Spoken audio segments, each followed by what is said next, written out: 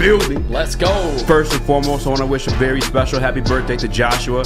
That's our guy, Detroit Kool-Aid's son. He's turning 6 today. Shout out to Josh. Shout out to Josh. Somebody else with a J had a birthday today. I can't. Some bitch. Jeremiah, Jebediah. It was Jebediah.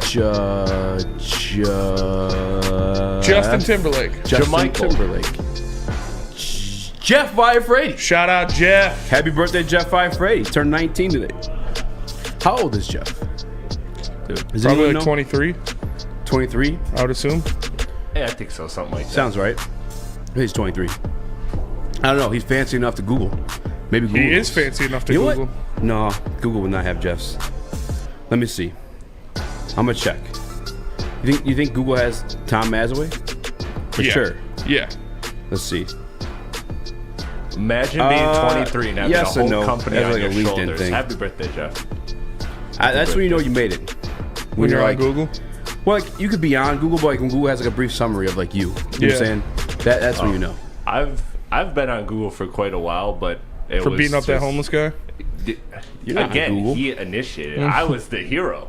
He How you spell your last name? Plate with 2 T's and 2 E's. Yeah. You think you're on Google? You're not. Used to be years ago. I'm talking about like when you get the brief summary. Yeah, no, I never got the summary. That's what I was saying. I was proud that like the first 2 links when you Google my name were me and my podcast. But yeah, I never got like a biography written about me. Hell no, I was never that successful. I set out on a mission in 2019, 2021 or 2020, and I didn't want my mug shot to pull up anymore when you Googled my name. So I started this podcast. It's called the Speakeasy Podcast. Doing really well. Had a couple of my fighter friends on. Things were picking up. And then I interacted with these guys on YouTube, Detroit Lions YouTube. Shout out to DSA, Detroit Sports Association, and Luke G. And from there, I continued to grow my Detroit following. And then this guy in my gym, the guy who owned the gym, shout out to Chris, opened up another gym. This time a full-time MMA gym. Crown MMA coming to you guys soon by Vic Torres and Chris. I don't know how to say his last name. Sorry, Chris. You're welcome. But he knew this guy named Stick who started this new network called Woodward Sports, and now when you Google my name, you still find my mugshot, and I'm playing. To be fair, does your mugshot exist if nobody knows your real name? Shout out to Herman Moore. It's his birthday, too. Oh, yeah. Happy birthday, Herman Moore. You know who deserves a mugshot? Calvin Ridley. Why? Because he stole some money from you? Yeah, he stole money from me. Yeah. Had an 8-legger. You know how hard it is to hit an 8-legger? And the last leg, you want to know what it was, Spinny? Calvin Ridley, 7 catches. 6 catches. 25 yards. He didn't have 25 yards? No. He had like 5. Ooh. 5. And the worst part about That's tough. I started him in fantasy. Brother, it was Willie Snead. Yeah. Who's in coverage. You think of the New Orleans Saints in the secondary, they got a good secondary all around, but obviously they got the Honey Badger back there. But when you think about the cornerback specifically, you think Marshawn Lattimore, right? As like he wasn't even getting guarded by Marshawn Lattimore. Willie Snead locked the man down. Yeah, it's tough. The body language piss poor. Did you watch the game last night? Yeah, I watched some of it. I watched You fall asleep or the what? second half. Well, I got home from the gym. Oh. I watched like the second half. It started like it's crazy because it didn't start like it was going to be like a shittier Thursday night game. Shout out to Trevor Lawrence, by the way. Banged up knee, still got like 60 yards on the ground. Yeah, that was really impressive. He was toting that boy for sure. But no, the Saints came back. Ultimately, Trevor Lawrence had to put him away. They had opportunity to win the game. Did you see the drop? Mm-hmm. Man, that's the guy who came back from cancer too. Bad drop. What's his name? Moreau? Foster Monroe. Moreau. It's a cool name. Yeah. It's a fun name to say. Foster Monroe. Rigmarole. Is that where that comes from? No. What does rigmarole even mean? Why is it a thing? Don't know. Threw him through the Oh. Well, the rigmarole. Since you did a shout out, let me do a shout out. Shout out to my cousin Noah and Dakota High School. His JV team went 9-0, and he got bumped up to varsity for they're going to the playoffs. Nice. Going to the playoffs. What position? He plays defensive tackle. Even better. I love it. So yeah, shout out to Noah Raxter. Love Shout you, man. out to Noah Raxter. Good luck to Dakota in the playoffs. Hope you guys do well. Remember, we went to their game last year. They were turned up. It was like a college, like a small college stadium. Dakota's always been good. Biggest high school stadium I've ever seen in my life. They used to whoop our ass. Yeah, there's a bunch of people there. But shout out to Noah. Shout out to you guys JV team going 9-0, and good luck to varsity in the playoffs. I don't know if it's still the way it was before, but like at one point they had so many kids in that school. There was like 2 JV teams. Yeah, and we played the B team, which I'm assuming was the worst of the 2. I have no clue how they simulated that, and they still whooped our ass. Yeah. But I'll never forget, I was talking the most shit. I was on the defensive line, and I kept pissing off the center. I was like, "Hey, you want some naked pictures of your girlfriend?" He's like, fucking waterboyed me. Actual cousin, Detroit Dabber. My actual cousin, Noah Raxter. He's a dog, man. He's a sophomore, and one of the kids in his grade on his freshman team last year was hitting like 50-yard field goals as a freshman. Yeah, they cracked. And he is now the second-ranked kicker in the country. Oh, bro. And he's already committed to an SEC team. I forget which one it is. You don't even know. But he's a sophomore. He's on varsity. My dad was like, when he showed up to the game, he was like, "Where's the kicker?" Because the kid like missed like a 35-yarder. My dad was like, "Where's the kicker from last year?" He's like, "Oh, he's on varsity." Like, yeah. He went to like a national kicker camp, and he was ranked the second in the country. You don't even know. We might know. We used to do this thing at Woodward Sports when Joey was still like active with us, and we used to give out like $10K at halftime if you hit like 3 field goals in a row. Yeah. And it was a kid at Dakota that cracked us. Yeah. It might have been him. I don't know. Hit a 50-yarder. Yeah. This kid hit a 50-yarder. Was he Italian? I don't know. Oh, this kid was Italian. And Chad was pissed. I bet. Chad was heated. Did he pay up? Yeah. Yeah, he got Had to, yeah. That's crazy. Had to cut the check, $10K. $10K to Dakota High School. Yeah, shout out to the Jags, 5-2. Sloppy 5-2, but I'll take it. Sloppy 5-2, yeah. But they're on top. They're on top of their division. Yeah. Trevor Lawrence gets to heal up. Now they got a long week. So, did you see? I think I don't know if it was Michigan that decided to do it. I was on E&E, so I didn't hear I didn't catch the full thing. Maybe I should have been listening. But the guy who was like blamed for the signal stealing, I guess they suspended. Yeah. Yeah. Was it Michigan suspended him or did the NCAA suspend him? I think Michigan suspended him. I'm not sure, but again, I don't give a shit. Don't care. Don't care. Don't care. You got it on the sheet. Yeah, what I put on the sheet is, will the NCAA push Harbaugh back in the NFL with this constant prodding and different things like that, and just slowing it down for him, and they're going to push him back into the arms of an NFL team? Because we know every single year there's rumors. He takes an interview. It was Michigan who suspended the kid, by the way. Yeah, so his name is. We'll see, man. The NCAA is not helping themselves out at all. Yeah, Jim Harbaugh's a good coach. Yeah, Jim Harbaugh's a great coach. To be honest, I don't know like so much if it's like NCAA pushing him back versus like he kind of just wants to go back. It feels like the past every single year. It feels like this guy is like interviewing for head coaching vacancies at the end of the season. Even on like National Recruiting Day, he left on a plane to go talk to the Minnesota Vikings. And honestly, kudos to him and kudos to the program for just keeping things on track, because I thought that was going to be like the fall of Michigan, because like the lack of commitment he kind of showed to them, and to come back like, I'm just kidding, love you guys, like I'm here. I mean, he's a great coach, man. Hats off to him. He's doing his thing, but we'll see what goes on. What do you make of that? You're a Michigan fan, Nick. Yeah, don't care. Bring on the Spartans.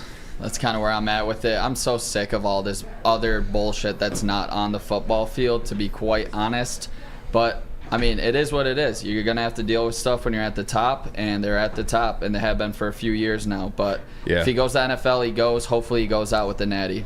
Yeah, I noticed, and then obviously I just got fresh off the Michigan Slappy show, doing sound for those guys. Shout out to E&E. Catch them 2 to 4 if you didn't know, Braylon Edwards and Ryan Ermanni. But like, they kept playing like the victim card, like, always after Michigan, which it's just kind of, I mean, they are at the top. Yeah, but it's never. But that happens to every team at the top, it feels like. Outside of maybe Alabama's the only one's got away with any allegations or anything like crazy like that. Yeah, that's what college football is, man. Yeah, college football is dirty. That's what being at the top is. Slimy, it's scummy.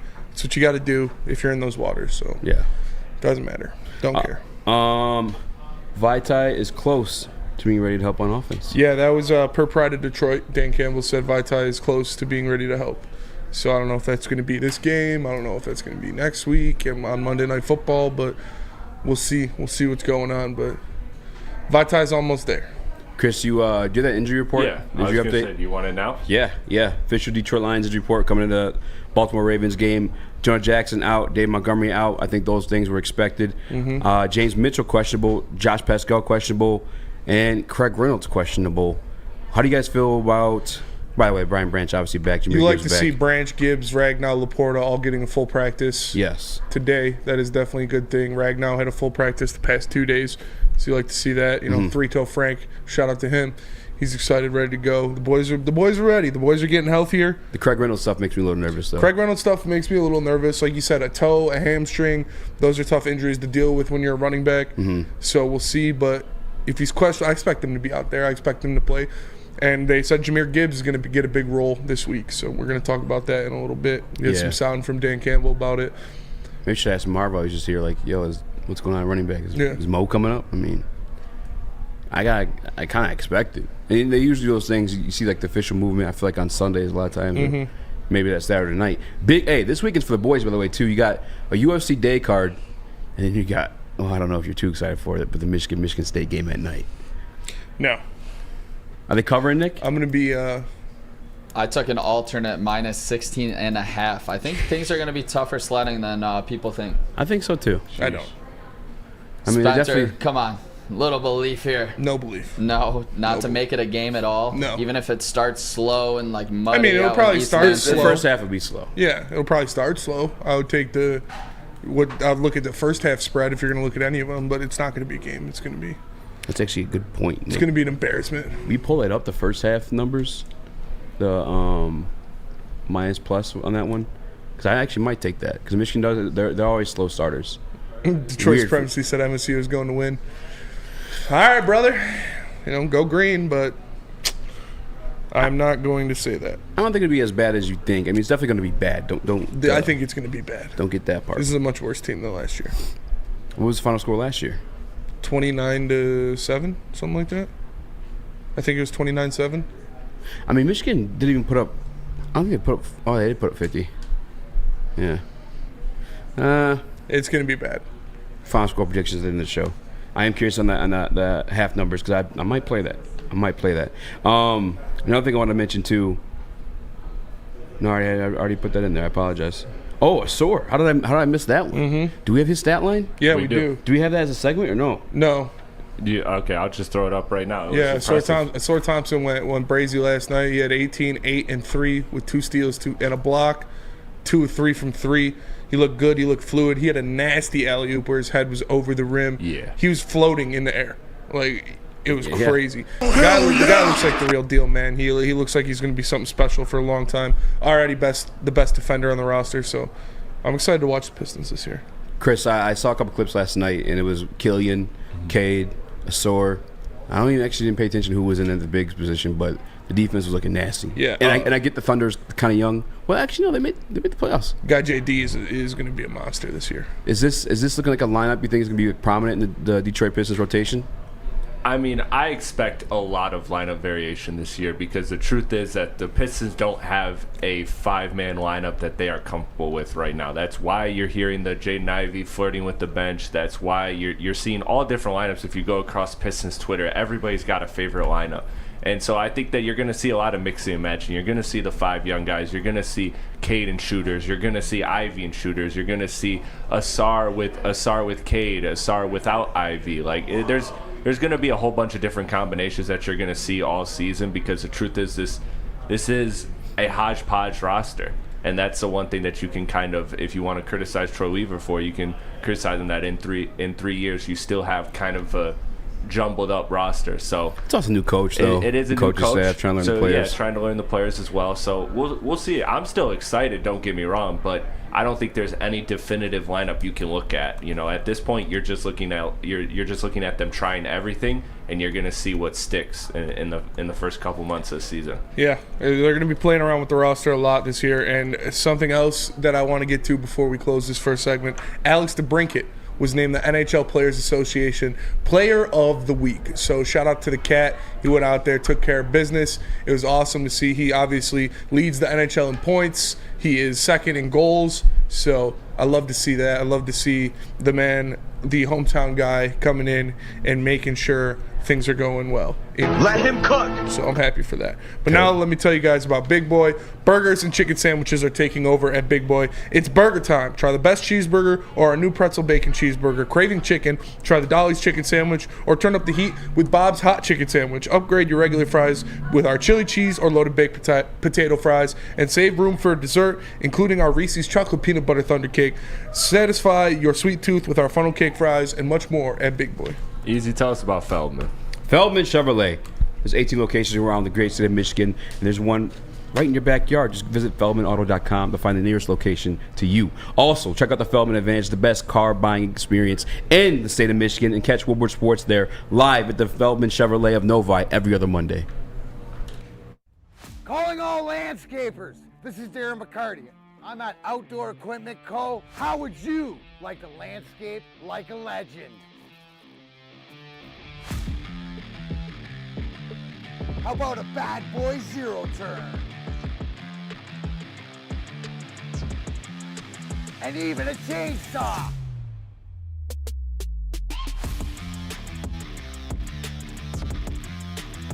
And even a weed whipper. Whether you landscape for your job or landscape for fun, get all your equipment from Outdoor Equipment Co., the official equipment provider of Woodward Sports. Michigan grown, family owned. OutdoorEquipCo.com. Woodward Sports' own Tom Mazaway and Sam Stick Day will be hosting our Lions postgame show after every Lions game all season long. Tune into the Woodward Sports YouTube channel for his hot-off-the-press takes, game analysis, and Kool-Aid sipping celebrations. You won't want to miss it. Join Maz, Stick, and special guests each week immediately following every Lions game, exclusively on the WSN YouTube channel. Your home is your most important asset. Flexibility in the sales process is key. When you work with Mark White & Associates, you can cancel at any time, for any reason, without penalty. Speaking of flexibility, check this out. Who you work with matters. Hire the best broker in the game.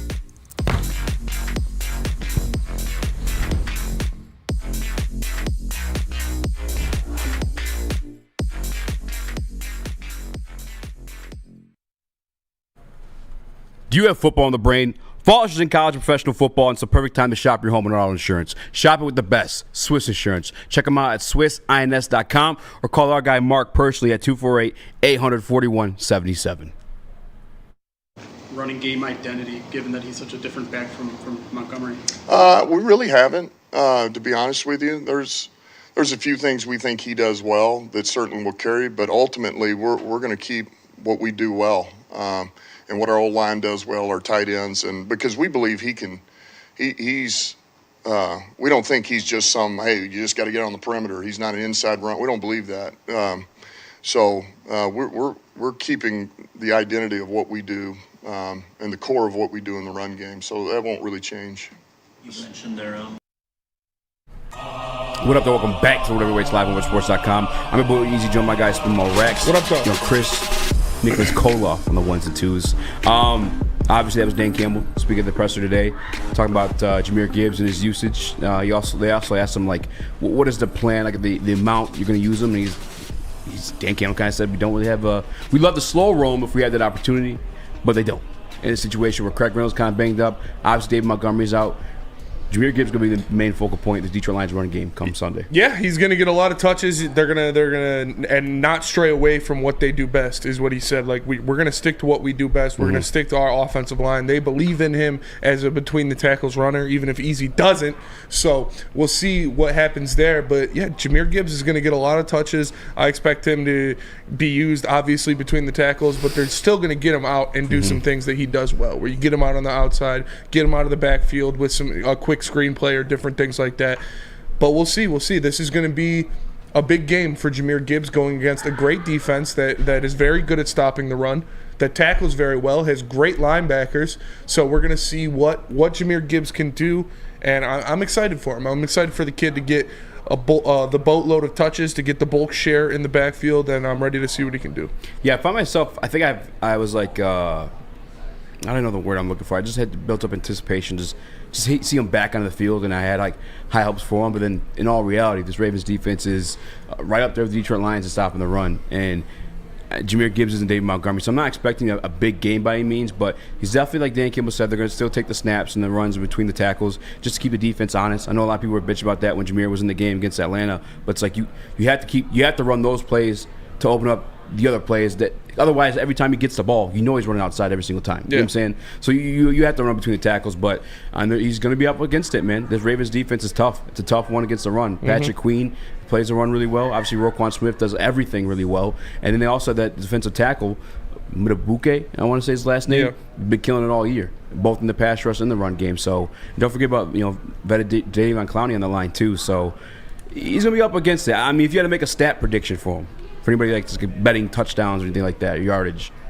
what would you put on that? I'm gonna a stat prediction. I'll say 19 carries, 81 yards, and a touchdown. I think he's gonna break one.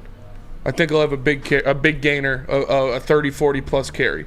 How many yards you said? Total? 81. And then he'll get 3-4 catches, 35 yards. That's why I'm more curious to see how he's going to be utilized there. And like you said, you said all the time, as an extension of the run game, just because, let's be real about Jahmyr Gibbs, he's just better in space. And you're going to have to give him the ball in those type of situations to see that. Those Texas routes, all that stuff in the flats.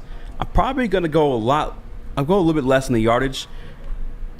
Probably 60s. I wouldn't count a touchdown out of the question because he's going to get a touchdown. He could have had one against the KC Chiefs.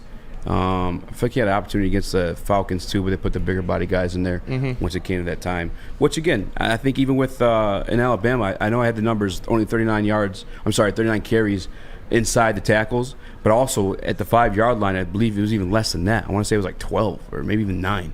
I have to pull it up. It's in my phone somewhere, but. I probably wouldn't bet it, but I can see it happening. I'm not taking it out of the question. Nick? Yeah, I think this is a big Ben Johnson game for Gibbs to help him to find that space, like you said. But I'm kind of thinking 65 rushing, 35 receiving. He's going to be a huge piece in this game to keep that Ravens defense honest. So I'm thinking 110 total yards and a tutty. Yeah, I'm probably around 65. That sounds right about right. You gotta factor in that this Ravens defense against the run especially does pretty well.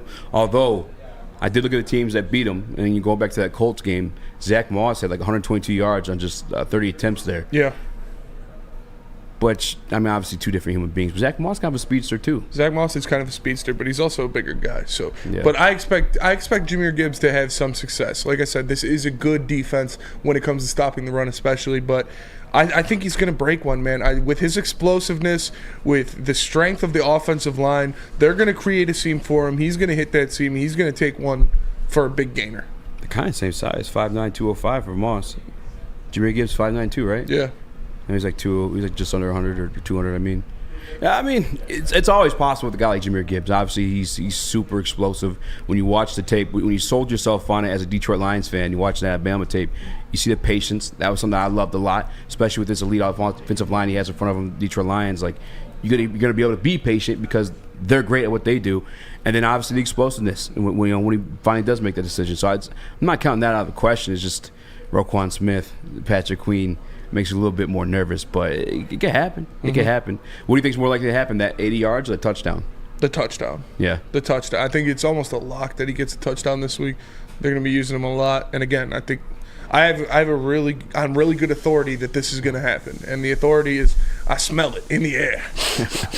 I smell it. It might just still be Gentry's seat, but I smell it. Yeah. That was wild. That shit was so funny. Were you high? Yeah. Okay. I was laughing so hard. It makes it a little bit worse. I know. I had to text Ginger like, dude, mute this guy. But what? I expect him to break one. I don't know what it is. He's going to be getting a lot of touches, and with this offensive line, you're going to see one where, Frank bull rushes the defensive tackle over. Glasgow gets up to that second level, takes on Patrick Queen or Roquan Smith, and the lane opens up, and Gibbs shoots off like a bottle rocket. I expect him to get a big How about this? gainer. Where do you think is to be more deadly in this game? In the run game or his passing catching abilities? The run game. I think he's going to be used more. Like I'm saying, like more, I guess, explosive or more dangerous. The run game. The run game? Yeah. I'm going passing. Just because when I look at this, and then we have the matchup segment coming up next too, like what matchups are you looking forward to in this game? And I don't want to dive too much into that, but I feel like a lot of the guys that the Ravens use for pass protection, not pass protection, but in the passing game, are probably going to be locked up because Detroit Lions have weapons all over the place. I think it's free up Jahmyr a little bit, just a little bit. I'm going passing. Nick? Yeah, I think he's just gonna. Or as a receiver, I should say. Yeah, I agree with the receiver. I think Ben Johnson and Jared Goff are finally gonna find him on one of those wheel routes that we've been waiting so long to see. So I think he'll get like a 20-25 yarder in a big situation on a wheel route pattern. Yeah, and he had that one he dropped in Seattle too. Like I feel like obviously people are a lot of, I don't even know the word for it, but a lot of people kind of upset with like his usage or like his lack of like explosion when he has gotten the ball. But I think a lot of people are forgetting when they're trying to like throw him in like the trash bin or bus bin or whatever type of categorize you want to put him in that's anything but positive. He dropped that big one against Seattle, and if he would have caught that, none of these things would have been in conversation. None of them at all. And I feel like one of those is coming for sure. And he slipped on the touchdown he had against Kansas City. Like, he's got the opportunities there, and like I said, I expect him to take full advantage of these opportunities that he's been going to be given in this Baltimore game. I expect him to have a great game. Let me tell you guys about Woodward Nights. Woodward Nights. Make sure you tune in Monday through Friday, every weekday, 8 to 10 p.m. It's Booner and Broder for Woodward Nights. Our guy Nick is their full-time sound guy, so make sure you see more of the mustache in the booth on Woodward Nights. I want it. Anytime touchdown props for Detroit Lions. I know it's not on the sheet, but if I had to pick one, obviously Samuel Laporta, right? He's got to be number one. No? Sammy Potts over Saint? Yeah. I think Josh Reynolds is going to get one. Josh Reynolds? I think Josh Reynolds is going to get one because I think when they get in the red zone, I think Marlon Humphrey is going to be on Amon-Ra St. Brown. I was wondering that too, and I know we have the matchup segment's coming up next, who I think Humphrey's going to be on. I'm going to stick with my guy, Sammy Potts. Yeah. I mean, he's going to moss Kyle Hamilton. He might have the most receiving touchdowns. Kyle Hamilton's mouth. Nice. I don't know about that. Fuck Kyle Hamilton. Yeah, I'm probably going Sammy Potts touchdown. Chris, Nick? I would go Samuel Laporta. I mean, he's just like a big tight end like that and is just a easy red zone target. So I think that when you get it to, first and goal, second and goal, whatever, and you don't run it in, you're going for a little play action, you hit Sam Laporta. That's to me the most conceivable one. But that's the beauty of this offense. You don't know where you're going to get it. You just know you're getting it. You know what? I'm going to go out of the box with this one. I'm going deep ball J-Mo. He extends. He breaks this game loose on a pass early, and it's going to open up the momentum for the Lions. And I put a slight bet in earlier. For first touchdown, J-Mo. Oh, okay. So first touchdown, J-Mo? Yes, first one. Three-way tie, by the way, 2 touchdown leaders in Detroit Lions receiving. 60-yarder. Reynolds, Laporta, and St. Brown. So I think Josh Reynolds is going to get one. But let me tell you guys about Lady Jane's. Come into Lady Jane's Haircuts for Men for an award-winning haircut experience. Register to win a trip of your dreams and all expenses paid suite for the 2024 NCAA tournament. That's right, no expenses spared for you and 5 of your best buds. Lady Jane's Haircuts for Men, open 7 days a week. Walk in anytime. It's wicked awesome. Since the dawn of moving people, Chevrolet has led the way. The world of transportation is changing. At Feldman Chevrolet, we are leading the charge forward. With every electric vehicle, every mile traveled, one Feldman at a time. The company that puts more Chevys on Michigan roads is now the #1 name for Chevy electric vehicles. Come hang with the Woodward Sports Crew this weekend for our Michigan State, and Lions watch-along party featuring different special guests and surprises. Tune in on Saturday and Sunday on the Woodward Sports YouTube channel at game time.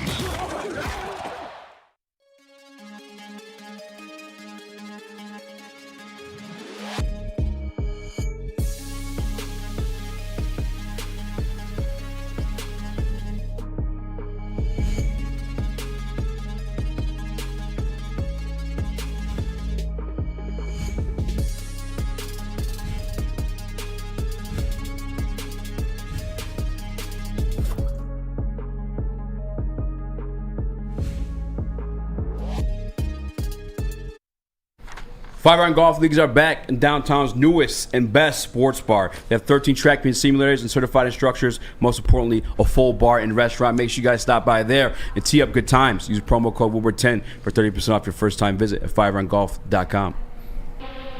What up, though? Welcome back to Woodward Heavyweights live on WoodSports.com. I'm your boy Easy Joe, my guy Spinmo Rax. What up, though? Young Chris, JB Smooth is gone, so we got Nicholas Koloff in place of him. Make sure you guys smash that like button. Be a friend, tell a friend, share the stream. Holy shit, smash the like button. Only 25 these days? Come on, guys. Come on, boys. This is my favorite segment today because I kind of had a hard time breaking it down of who I think is going to be where, who's going to be covering who, because the Ravens... I mean, the Detroit Lions have multiple weapons, and the Ravens have multiple guys that can cover. But for you, Spinny, key matchups, Detroit Lions versus Baltimore Ravens. What do you have first? I think the keyest matchup, the highest key, major key, shout out key alert. DJ Khaled, is Alex Anzalone versus Mark Andrews. Alex Anzalone has been fantastic in coverage this year. He has yet to let up a touchdown in coverage. But Mark Andrews, he's a top 3, top 5 tight end in the NFL, and he burnt the Lions last year. He had his way with the Lions the last time they played each other. Yeah. So I need to see Anzalone do what he did in the last game when he was diving, knocking balls out. Whether it's Anzalone, whether it's Brian Branch, I got a feeling it's going to be Anzalone on him a lot. That is my keyest of keys in this game. Keys. It is whoever it is, Anzalone, Branch, whomever, versus Mark Andrews, because he is the Ravens' best weapon outside of Lamar Jackson. Yeah, I mean, that is one I'm keeping an eye on, too. Whoever's tasked with the job of Mark Andrews, that's obviously Lamar's favorite target. I think the last time he played Detroit, he had something like 120 yards or something like that. I know he definitely had over $100. He might have had 2 tutties, too, if someone wants to look that up. But maybe I'm supposed to go over a show. It's my job. I did do Monty Edwards, though. But I like that one. That's definitely a key one for Detroit Lions taking this game, especially with, Lamar can beat your running back. I don't think he's going to do it the entire game. There's no way his guys are going to run.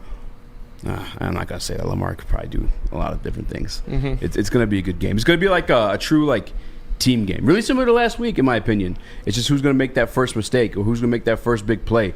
Going defensively, I think. But the key matchup for me, I don't have a keyest one, but one I'm definitely keeping an eye on, I want to know who's going to be guarding my guy Sam Laporta.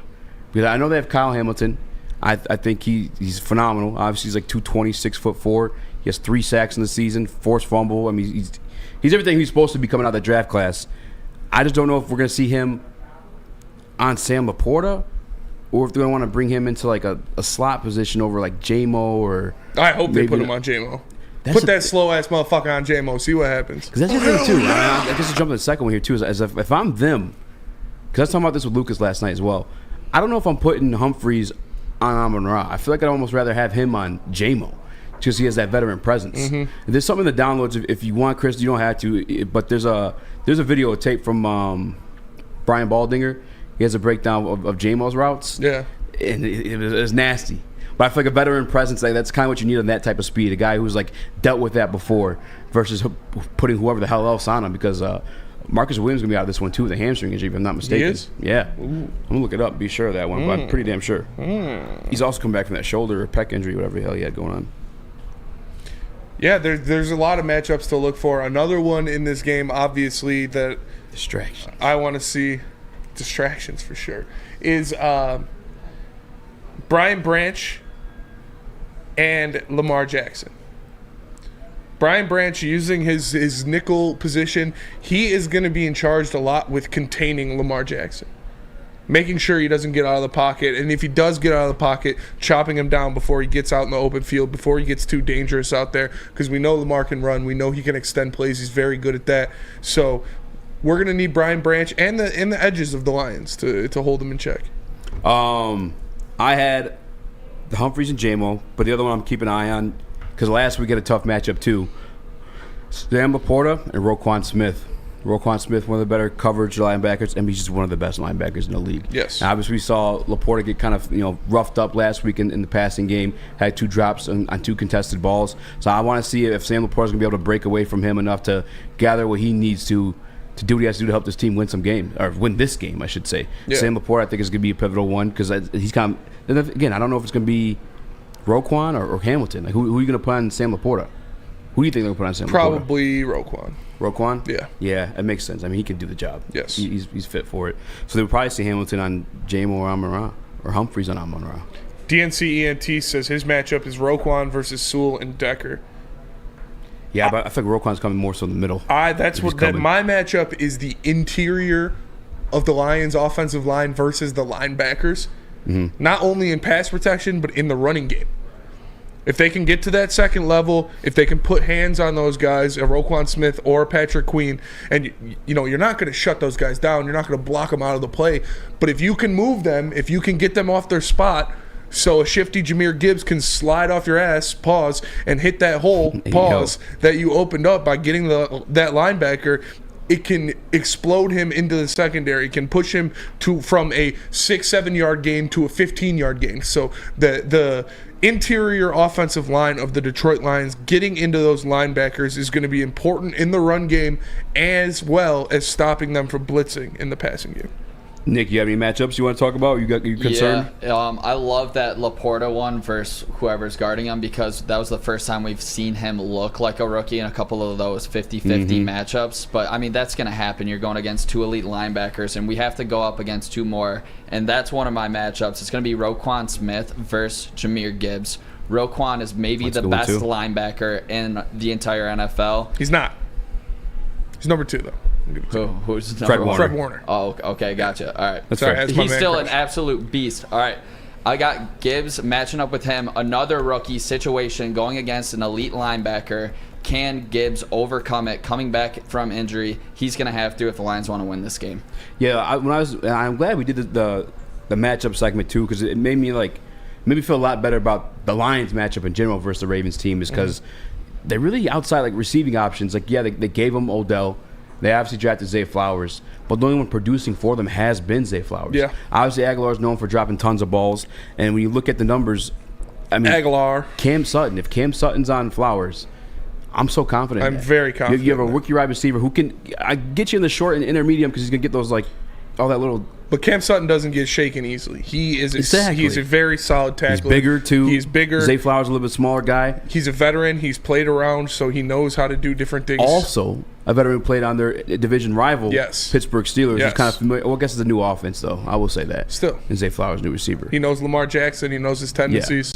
Yeah. And, all due respect to Odell and what he has done in the past, he's clearly not the same guy. I mean, you saw him locked down by a rookie and what's his name? We wanted him here once upon a time. Joseph Jr.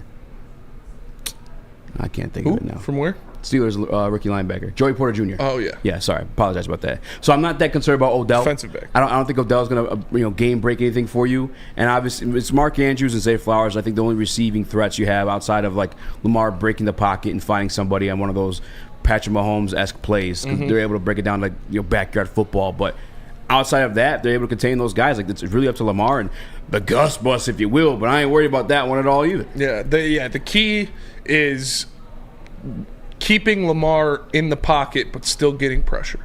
Yes. Getting pressure on Lamar while keeping him in the pocket is key for the Lions because, like you said, he doesn't have this bevy of pass catchers that he can throw the ball to. Zay Flowers is very good. Mark Andrews, obviously one of the best tight ends in the league. But outside of that, you're looking at, like you said, a couple guys that are washed and a couple guys that really were never that good. So I need to see this defensive line get pressure on Lamar Jackson while keeping him in the pocket. That is one of the biggest things you got to look out for. Yeah, Zay Flowers lead them in catches, 48 yards, and then 367 yards receiving on the season. Only 1 touchdown, but number one or the second receiver behind him is Mark Andrews. And that's not. I'm not trying to bash that at all because I believe that's actually the same for us when you look at Sam Laporta and both those tight ends. You'd say, I mean, it's crazy speaking about rookie tight end, but great or good, very good to great. Zay Andrews probably put him in the great category, right? Yeah. As of what's around now, but Aguilar's the third leading receiver after that, and I'm just not too concerned about him. I wish. He's catching decent, I guess, this year. He's 16 catches on 20 targets. But we know Nelson Aguilar. We know what happens when he plays the Lions. Yeah, it's not. And just in general, too. That's what I'm saying when it comes. I'm not going to bring the name up. But certain players that have been in the league a long time, you know what they are. I'm not going to, ever pretend this could happen. You know what I'm saying? We know this guy's not going to bust your balls. Yeah. You catch him, maybe he's, wide open. And that's about it. Chris, were you able to find that JMO one at all by chance? No, I'm still looking at the JMO one. Yeah, but don't worry about it if you can't. I would just, the whole point, I mean, this is the route, and I'm pretty sure everyone saw it on Twitter. If you guys are on Twitter, make sure you follow at Speakeasy Sports, at Spin More Rack, at The Real Chris Platte, at Tailgate Wins. But I don't know what cornerback it was, but and we played the video on E&E, but J-Mo damn near tore this man's ACL on the comeback. Mm-hmm. It was dirty. It was filthy. Like, oh, man, I wish, I'm not going to say that either because people get mad. Wish what? Goff had pressure. I'm not going to say nothing. Yeah.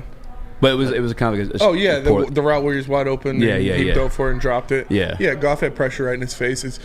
They're going to continue to evolve. We're going to continue to see J-Mo get better as a route runner, get better as a pass catcher. I'm excited. I think he's going to have a pretty good game this week. And stuff like that is like why I would think you'd want to put Humphreys on J-Mo just to have that veteran presence, because like if you don't, somebody's getting cooked. Yeah. Like that video is just filthy. And I might just find out on Twitter myself and send it to you, Chris, but let me pull up the rest of their DBs. It's like 9 yards of separation there. It was insane. Yeah. He just stops on a dime, completely comes back. Broder said it was on Jamel Dean, who is a very good cornerback in the NFL. Yeah. Spencer, one thing I wanted to ask you hit on it with the pressure getting to Lamar.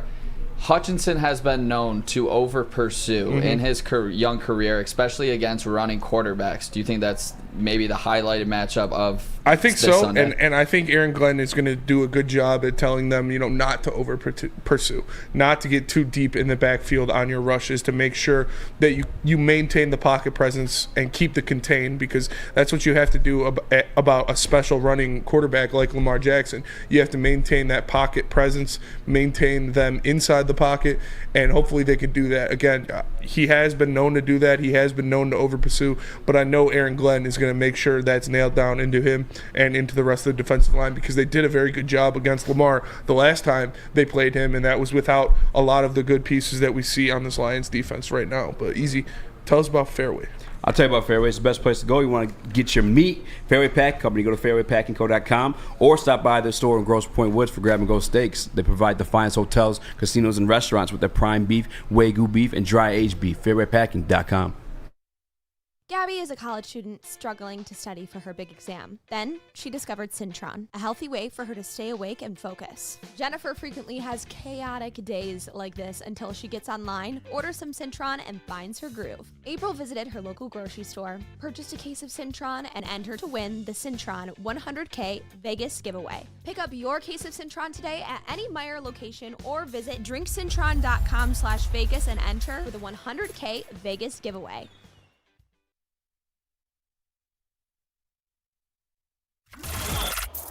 Woodward Sports' own Tom Mazaway and Sam Stick Day will be hosting our Lions postgame show after every Lions game all season long. Tune into the Woodward Sports YouTube channel for his hot-off-the-press takes, game analysis, and Kool-Aid sipping celebrations.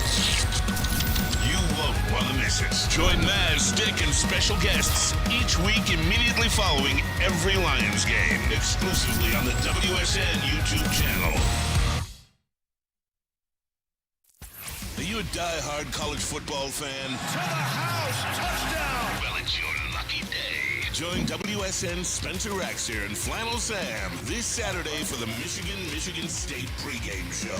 Go to our Woodward Sports YouTube channel this Saturday and tune in live from 5:30 to 7 p.m. By now you know me, Christina Gennari, as the obvious choice in real estate. And you know my website, soldchristina.com. as your #1 resource for buying or selling your home. Myself, along with my amazing staff, pride ourselves on making your home buying and selling experience a relaxing and easy one. Come see why we are the obvious choice. Christina Gennari at soldchristina.com, the obvious choice in real estate.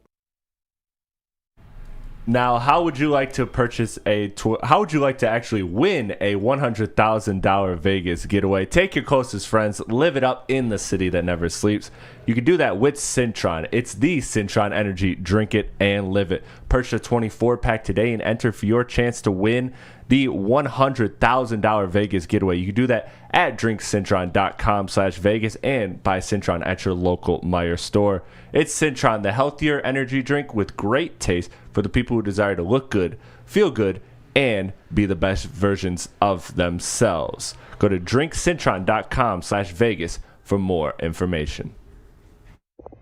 Say hello to Jameson Williams up at the top here. J-Mo, Jamel Dean's trying to cover him right here, and he stops on a dime at 18 yards. And Jamel Dean's like, what was that? Was that a comet just stopped? What flew right by me and then just stopped in the middle of the sky? Well, later on, in the 10-6 game late in the third quarter, he just streaked, looking over his right shoulder. And then he started looking over his left shoulder, tracking the ball. That's not easy to do. Like, this kid is a comet, and he's coming, and he's going to streak by a whole bunch of people in this league. This offense just got a whole lot better. Selfishly, I just had to see it one more time. He's a comet, and he's coming. Comet coming. That was just filthy. Filthy by J-Mo. Love to see that. And again, I for people that may be anti-golf, I don't know if there's very few of those left these days. Spinny switch sides too, trader. But he had pressure on the throw. So I don't want to bust his balls too much for that. But moving on, Spinny. Dan Campbell also spoke to something that we kind of been hinting at all week, which is the trade deadline. And we're going to get back to the Ravens matchup, backing up by the numbers and stuff like that too. But it resonated with me, Spinny. Chris, you want to play a video by Dan Campbell talking about the trade deadline? I may not think you guys need. Yeah, look, that's Brad. We talked yesterday just briefly in passing. So, that's. Look, he's always looking. He's looking. He's seeing if something's out there, something that makes sense. But ultimately, man, I trust him. He's going to handle it. And if it's something that's serious, he'll bring it to me. Otherwise, I handle my business, getting this team ready to play the next week. And whatever does or does not happen, I trust Brad 100%. It's going to be for the betterment of our team. And one thing I want to take away is constantly calling. He is constantly calling, but when it's something, if it's important enough, he said he'll grab Dan and give his opinion. Dan Campbell said yesterday he grabbed me in passing, which I don't know if it's a sit down kind of conversation to have. Obviously, I assume it would be. Yeah. But just if he did, Dan Campbell brought up the fact that Brad Holmes talked to him just yesterday about it. Something's coming. Something's coming. Something's getting cooked up, fam. Something is coming. Something is coming from a Holmes cooked meal, as you might say. So I'm expecting something. I don't know what it's going to be. Again, everything in me is saying pass rusher. A secondary pass rusher. Somebody to put on the opposite of Aiden Hutchinson to take some of that pressure off of him, to help him go out there and be the guy he is. That is what I believe is going to happen. That's what I think would be the biggest addition to this team, is a guy to help the pass rush. But we don't know. Nobody knows. We've heard a lot of rumors, different things going on. A Chase Young, a Max Crosby, a different player here, a Patrick Surtain there. We don't know what it is. Brad Holmes is going to do something, though, and whatever he does is going to make this team a better football team. Because we've seen it now with free agency. We've obviously continued to see it through the draft. Now this is the third part of it. We haven't seen this yet. Brad Holmes hasn't been this guy yet for the Lions because he hasn't been in the position to be this guy. He's been building the foundation. To make an impact trade during the season. But off of his track record of free agency, of talent acquisition, of player breakdown, it's going to be somebody good, and it's going to help this team a lot. And another thing, too, is I think it is, as much as people don't believe it to be a characteristic, it's not a characteristic of him getting a home run type of guy, because we haven't been in the position to. We've been in the rebuild phase. They've been building the base and foundation of what this team's going to be. And I think we have those core pieces, especially look at that defense, like you said, Aiden Hutchinson, which is where I assume they're going to dress a trade candidate is on the defense. And like you said, we haven't seen it in like a home run hitter. But we've seen trades in general. Yes. And just looking back on the Detroit Lions history, at least like recently, past decade or so, Brad has made the most trades out of any GM. Draft night trades. Traded up to get J-Mo. Yeah. Traded back and landed Jahmyr Gibbs. Traded all around this past draft. Also, last year. Now, it wasn't a big name trade coming our way, but he traded away T.J. Hawkinson. Yes. Which is a top 5 tight end in the league. And he traded him to like a division rival. Yeah. Like he's not afraid to make trades. Don't think that that's not a trait of Brad Holmes. Brad Holmes trades. I can't call him Trader Trey because his name's not Trey or Trader Troy, but he does. Yes. It's just we haven't seen it come home our way because what he's been making trades for is, again, building that base and that foundation. The base is built. The foundation is built. You got the house built, and now it's time to start putting up those Halloween decorations. The house is built. The basement you want to put those Halloween waterproofed. decorations? Yeah. You want to look a little bit scary. You know what I'm saying? Yeah. Now it's time to dig that pool in the backyard. Now it's time to put the basketball hoop up in the driveway. Like just a little something on top. And this is the perfect situation to do it. You have the assets, you have the ability, and you have a very, very smart man, a very savvy football mind in the best position to do it in Brad Holmes. So I expect him to do something to make this team a lot better. And whether the Lions win or lose this week, there's one place you should go after the game, and that is the Detroit Lions pregame show hosted by Stick and Miz live on Woodward Sports. They're going to be at Hamlin Pub, so make sure you guys go check it out. If you want to join them, it's going to be a lot of fun. Stick, Miz, and special guests directly after all Lions games all year, so make sure you guys tune in to the Lions post-game show only on the Woodward Sports Network. Yeah, man. I mean, you ever go down Tilson Street? So his house is decorated, all those scary decorations. Yeah. That's what he's working on, man. That's what he's working on. Nick, how'd you feel before that comment, and how you feeling after in terms of like Brad Holmes and Lions at this trade deadline? I feel super comfortable and confident that Brad Holmes is going to make the right move for this team. And I think it's going to be actually a pretty big one. We have an extra third rounder from that Hawkinson trade from last year. So I could see him packaging our second rounder and that extra third and getting something very nice to help this team make the push. We've got the pieces, and a lot of the pieces I feel like we brought up, or a lot of pieces I've even seen like mock trade scenarios. And granted, you can never assume what a trade's going to be. That's why I hate there's like that trade chart when like a trade's made. People are like, oh, it went against the rule. Like, no, every trade is different. Yeah, they gave the 49ers an F for trading for Christian McCaffrey, or a D or something like that. Yeah. Come on. Yeah, it's whoever gets the best player wins the trade. Exactly. And it just they're going to be different every single time. It's just, something's brewing. Something's brewing. If we trade a first and get the superstars, say we match up like a first and our third round pick, or our extra third, and get a Crosby or get a Surtain, that's going to take this team to a whole different level that we've never seen. And we already think this is the best team we've seen in a long time. I'm down for it. I'm excited to see what happens at this trade deadline. It's what you do, man. It's what you do in the NFL. You when you have the opportunity, when the window is there, when the window is open, you go all in. You get everything you can, and you assemble the best team possible to try to take a shot at a Super Bowl, because nothing is given to you in the NFL. Timelines are not given to you. Windows don't stay open forever. So when you have that taste, when you have that hunger, when you are a contender, you do everything you can to get your hands on the Lombardi Trophy. You remind me what I was going to say too, Nick, because like you brought up like first round pick, which is like that's definitely out there. But based upon like some of the stuff that we've been reading, or I've been reading, I should say, like some of these names, like a Chase Young, when I saw that mock-up trade, and it wasn't to the Detroit Lions, it's to another team, but it was based around like a couple third-round picks. We talked about yesterday with like Derrick Henry, going based off of like Jalen Ramsey's recent trade, who's both younger and I feel like the same tier at his position. That was also a third-round pick. Position. Like we have those assets, like you said, from that T.J. Hawkinson trade to be able to go out there and maneuver that type of guy without spending a first-round pick on it. Now, I'm damn sure, obviously, any GM who's doing his job correctly is asking for first-round picks for these big-time names. But Brad's been working the phones for a while, and that's not even like me just saying that or assuming that. That's like per sources, Brad has been working those phones for a while. With a very specific team, which we told you yesterday, was the Washington Commanders. And I don't know things going down from there, but Brad had grabbed Dan yesterday. It goes down in the DMs. I hope so. Isn't it? They call it the DMV, right?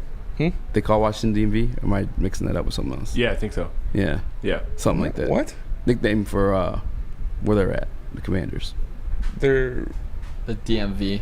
The DMV, that's the Department of Motor Vehicles. Yeah, no. I don't understand that correlation either, but I've heard it across all DC, Washington Virginia, sports. Like it's DC, Virginia, Washington, Maryland, I believe. Oh, DC, Maryland. Okay, that makes sense. Oh.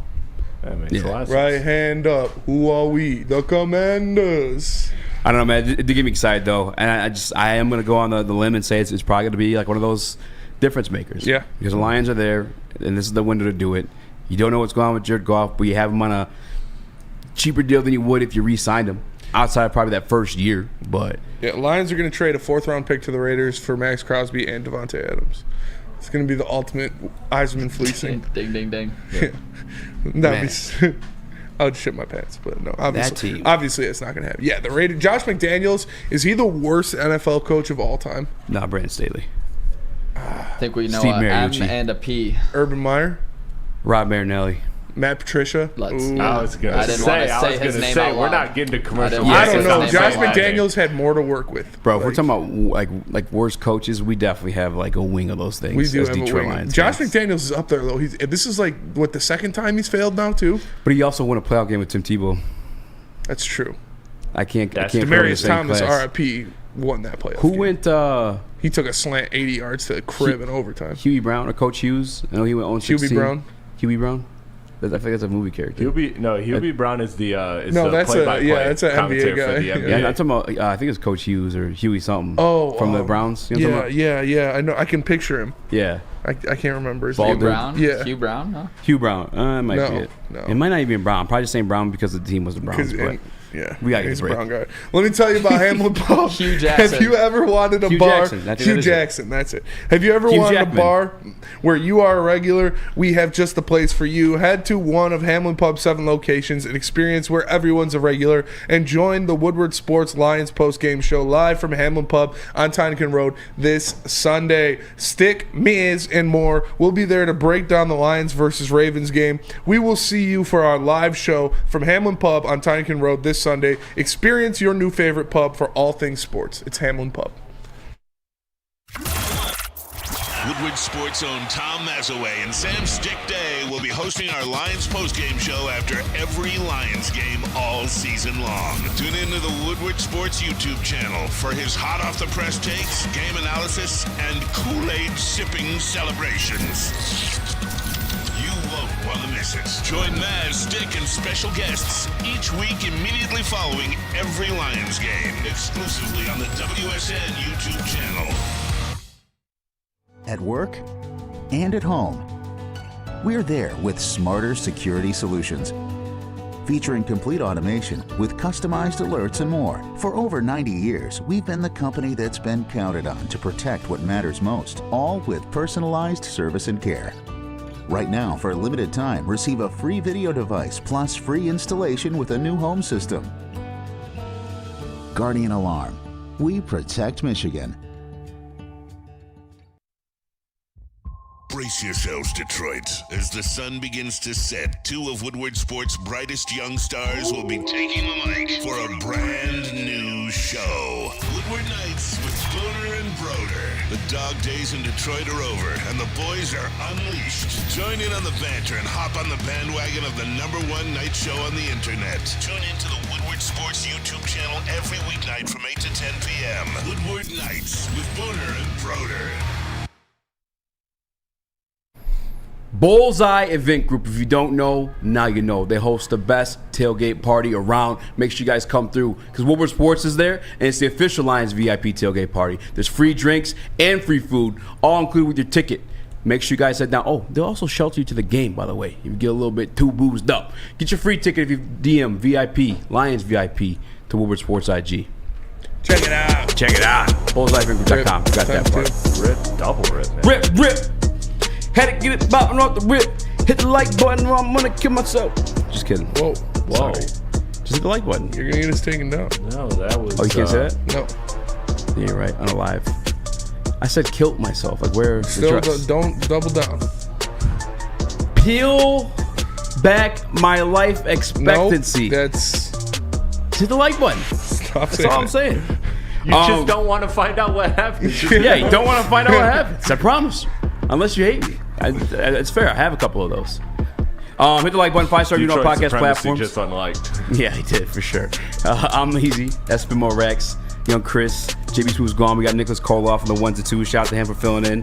I wanted to bring it to this next topic, Spinny, because it's got to be a fire graph to come with it. You have the Lions' first down offense has been, all caps, insane. Insane. Can they keep it up? This is courtesy of the one and only Detroit Lions beat writer for the Woodward Sports Network, Matt Broder. Chris, can you put this tweet up there?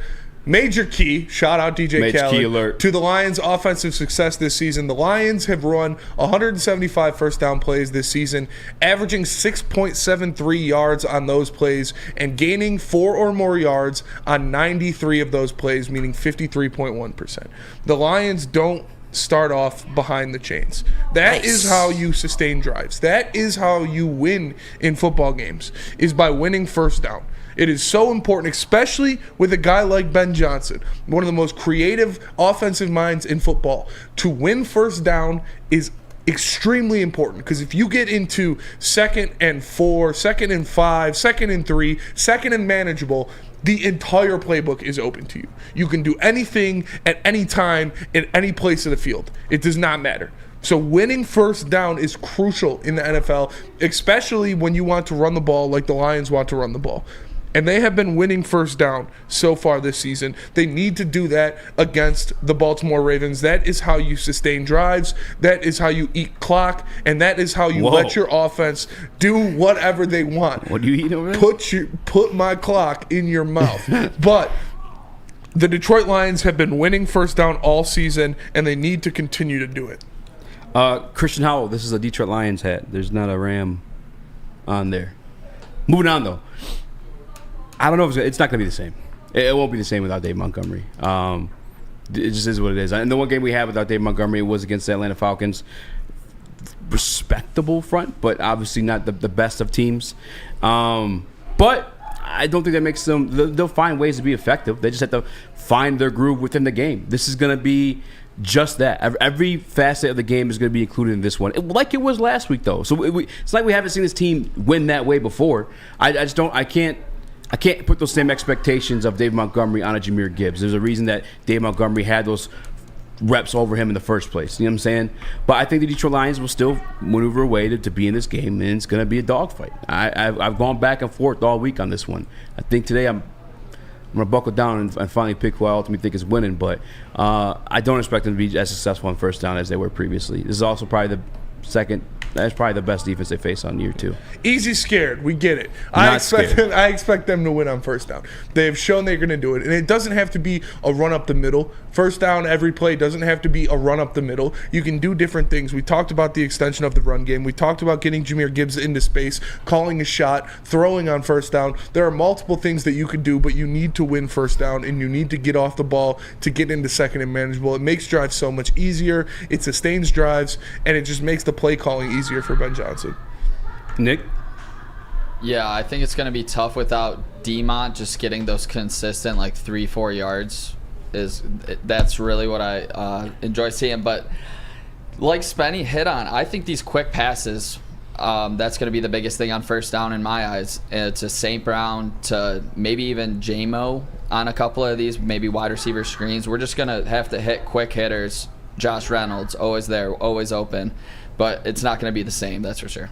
Yeah, I can't picture it be the same at all. Again, you have the combination of just Dave Montgomery being him and a force in that running game, especially you just establishing your base for Jared Goff to throw off those play action looks. And then you also have the fact that, I don't actually, who's going to be starting at left guard in this game?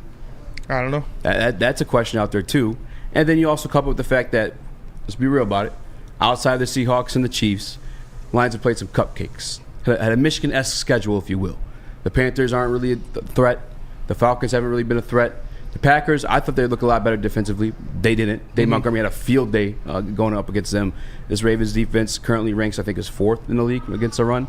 It's just going to be different. It's just going to be a little bit different. But again, it doesn't count them out of the game. I just don't think we'll see the offensive explosion that we've seen them fucking dance and style over people earlier in the season. They only scored 20 points against the Buccaneers, though. That wasn't really an offensive explosion. They also weren't great on first down in that game. Yeah.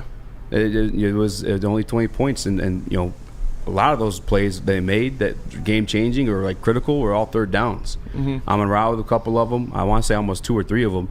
And then obviously the big touch on the Jamo that also came on third down. It's not a bad thing. This is definitely a thing you look at, but we knew this about Ben Johnson and his offense. They're going to produce for you, and the fact when we're fully healthy, yeah, for sure we'll put in work on the first down. It's just a different matchup in this one. Still not kicking them out of the game though. Yeah. Let me tell you guys about the college football live stream we got this weekend. It's Go Green or Go Somewhere Else. It's Woodward Sports Network's Great Divide viewing party. Sit back, crack open a cold one, line up your bets, and tune in to watch the battle for the Paul Bunyan Trophy with your favorite Woodward Sports personalities this Saturday starting at 7:30 p.m. Enjoy the Woodward Sports live watch or game watch party live on YouTube. Make sure you tune in to Woodward Sports. Smash that like button too. I remember the over-under was 42. I think it jumped up to 43 throughout the week. And obviously we're kind of discussing that we have a little bit more idea of what the injury report looks like. Craig Reynolds on there now too. Questionable. Toe, hamstring. Don't know what's going on at left guard. You still sticking around with the over or what? Yes. Nick, were you there for that one? For what? We talked about the over-under on this game No, at 43? I was not here for that, but it's at 43. It was at 43. I'll look at the live number in a bit, actually. Yeah, I know we'll do our picks later, but is Vaitai back? Do we have that confirmed? Because if he is, doesn't Glasgow he is close to being back. Doesn't Glasgow just slide right into left guard there? That's what it would be. Yes, it is. He is close to being back, is what Dan Campbell said. All right, well, he better be, or we might be in a little trouble running that rock. Yeah, I the one thing about that too is like your lack of faith concerns me. With Colby, you got faith in Colby, the Rook? No, they had who did they have in last week? I don't know how to say his last name. Yeah, I just. You were there. He was wasted. That guy was gone. Yeah, he couldn't see the numbers on the back of people's jerseys, let alone the names. Look, filling in for the heavies down there. Come on, that's fair. They call him. I don't know how to say that guy's last name. But here's like something I've noticed, or at least I think that's at least going on, is like Glasgow he's been really good at the guard position throughout his entire career. Yes, he's good when he's here. He's going to Denver for a short stint there too. I think he might end up being the full-time right guard. The way they've been running the ball on that right side of the line, like him and Panay, they've been phenomenal together. Now, obviously, Big V and Panay, they have their relationship and probably great chemistry too. I saw that directly watching some tape on the Chiefs game, but I wouldn't be surprised if Glasgow ends up holding down that right guard spot for the foreseeable future or probably the rest of the year. My question is, though, is Big V able to move to that left side and play just as effectively there? Because like if he was dressed up and he was able to play. No, they would move Glasgow to the left side. That's what I'm saying. I think Glasgow might stay to the right, and Big V might end up going left. Just how dominant they've been on that right side of the line. Yeah, I think it's been of note. It has been of note, but I also think they were pretty dominant with Big V there as well. And I think Glasgow is the more versatile of the two to be able to because Big V wasn't even a guard until Detroit brought him in, and so he's comfortable at right guard. He's next to his cousin in Penei Sewell, so you put him over there.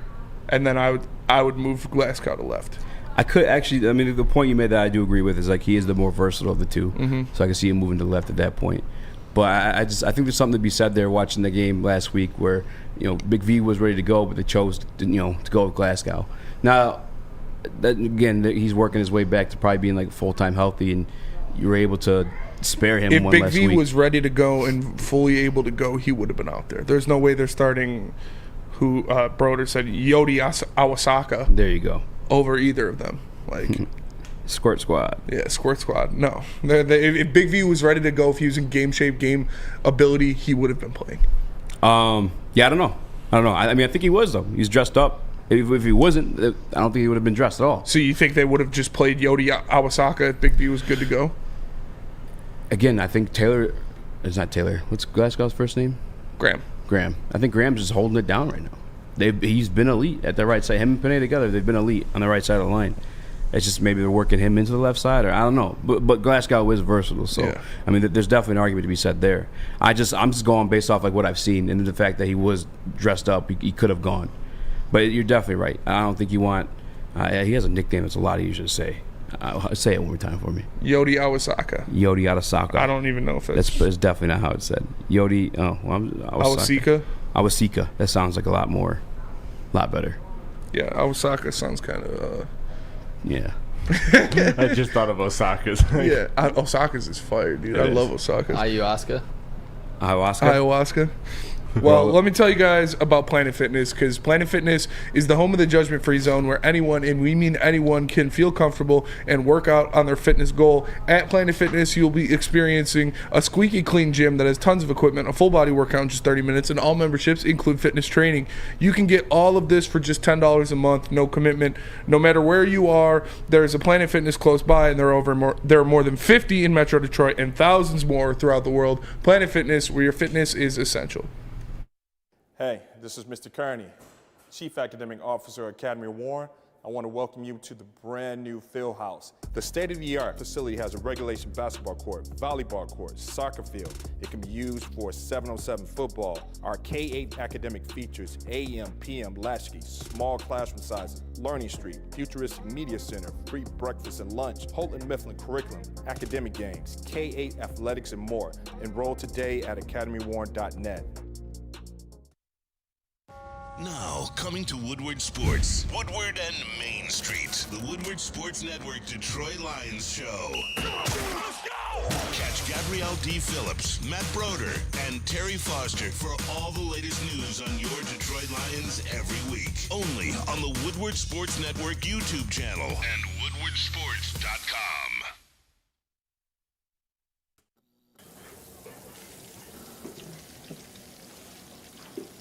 Burgers and chicken sandwiches are taking over at Big Boy. Try our new pretzel bacon cheeseburger. Turn up the heat with Bob's Hot Chicken Sandwich. Upgrade those regular fries with our chili cheese fries or loaded baked potato fries. Hit your sweet tooth with funnel cake fries or Reese's chocolate peanut butter thunder cake. Load up on all your favorites today at Big Boy.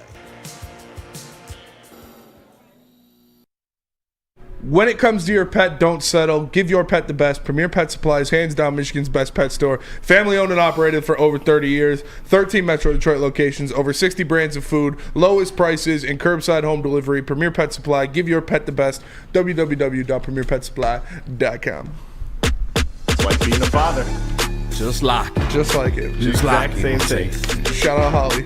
Smash that like Shout out button. Kobe. 5-star review. Welcome back to WoodwardSports.com. I'm Easy. That's Spinmo Rax. Hello. Woodward Heavyweights. Got young Chris in the TD booth. JB Smooth's gone. We got Nicholas Koloff on the ones and twos. Like I said, smash your freaking like button. Smash. Smash. Now, it's time for a segment I had Smash your pit. not too much time to prep for, but it's a favorite. By the numbers. By the numbers. Drop the beat, Nick. All right, for my first number in by the numbers is 81. Lamar Jackson has only had 81 yards after contact so far this season on 60 rushing attempts. So it's important to get your hand on him. We know the Lions are very good at making contact, at getting to a ball carrier before they get out in the open field. So the important thing, if Lamar Jackson does decide to tuck and run, get a hand on him.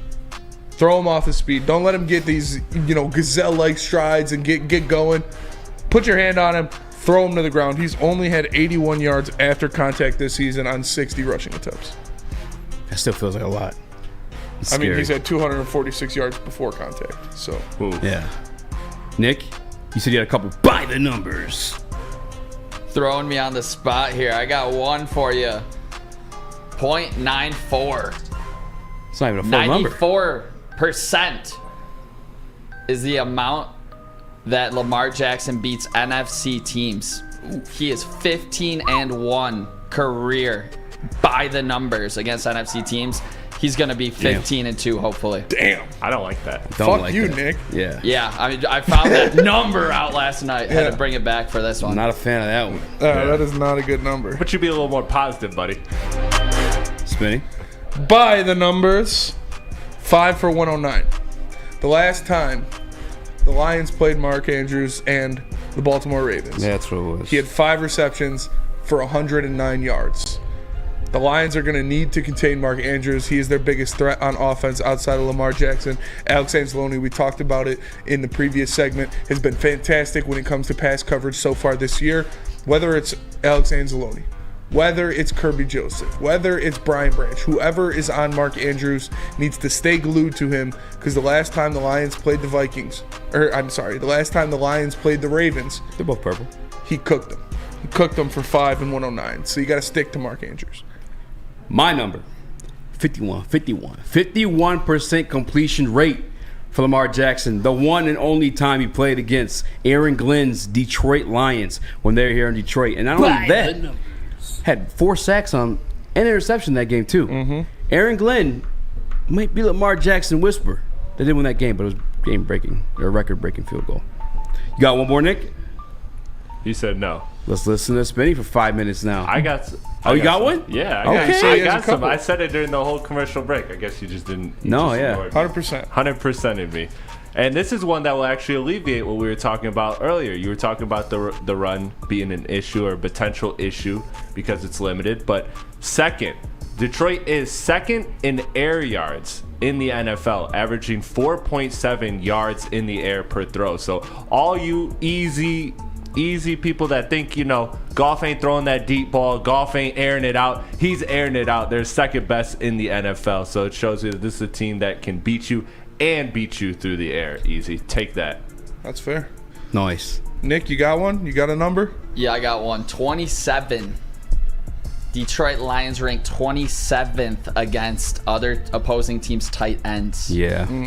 That's always been a thorn in the side for the Lions. So shout out. We got to really stop Mark Andrews in this one. You guys have been nailing it all day. Stop Mark Andrews in this pass offense. Make him be one-dimensional, and we win this game. Before we get to more numbers, I got a couple more for you. Let me tell you about Woodward in Maine, the Detroit Lions beat reporter show. Lions Insider Show here on Woodward Sports Network, hosted by Gabrielle D. Phillips, Matt Broder, and Terry Foster. It is Tuesdays from 7 a.m. to 8 a.m. and Sundays from 8 a.m. to 9 a.m. So make sure you guys check out Woodward Sports Lions Insider Show, Woodward in Maine, twice a week, every week, for all the Lions information you could ever need. My next number is 237. By the numbers. Lamar Jackson has yet to throw for over 237 yards this year. By the numbers. So he's been good, he's been accurate, but he hasn't had a lot of big games through the air. So we need to continue to do that, make sure he doesn't get loose, make sure he's not throwing the rock around the field on Sunday. Yeah, those receiving options are, like we said earlier, kind of limited outside of Zay Flowers, who he himself is a rookie. Like, if the rookie's the one stepping up, it's not even to, like, the production of, like, elite rookies around the league in terms of, like, the wide receiver position or, like, past rookies in past years. That means the rest of these guys are kind of freaking mid. To your point, too, about the tight ends, obviously that's been a thorn in the side for us for the longest. 27th, hate that. But I got to ask, 53.5 is the over-under for Mark J. Andrews come Sunday. 53.5 yards? I personally took the over. I'm taking the over on that, too. Nick, I know you're better. What was the number? 53.5, By Mark the Andrews. numbers. I keep pressing the fucking wrong button. Mark Andrews over 53.5. I'm taking the over. I already took Saint and Laporta. Might as well just take all these tight end overs and slot receivers. I like it. My next number is 16. By the numbers. Lamar Jackson has already been sacked 16 times so far this season. I was looking at that. It's not Sam Howell numbers, who's on pace to get sacked like 100 times this year, but 16 is a lot through just 6 games. So the Lions will be able to get some pressure on him. We know he likes to move around in the pocket. Maybe he gives Aiden Hutchinson one of those Carson Wentz sack specials where he turns around, Hutch is just standing right there and grabs him.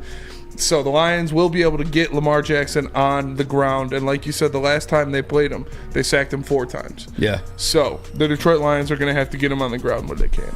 How about this? I got one for you, and the number is literally 1. The Baltimore Ravens ranked number 1 in the league in sacks, 24 on the season. The leader on the team, Justin Marabuke, which will also be on the inside, facing whoever it may be at the left guard spot. Definitely a matchup would probably be watching too. Yeah. Chris? One more, and that is for me 3, and that is the difference in turnovers between these teams this year. In a close game that could be one possession, obviously turnovers is going to be a big key. So I'm looking at that number. I know that's always an important number, but it seems like particularly in a game where there's 2 defenses and it could be low scoring, turnovers is going to be a huge deal. And Detroit has 3. There's a 3-point difference in favor of Detroit when it comes to turnovers between them and Baltimore. By the numbers. I got one more, and it's kind of like the opposite of my first one. The Detroit Lions defense is not great against the tight end, but if we go the other route with it, the Baltimore Ravens rank number 1 going up against tight ends. Things are going to get tough for Sam Laporta once again. Take that under.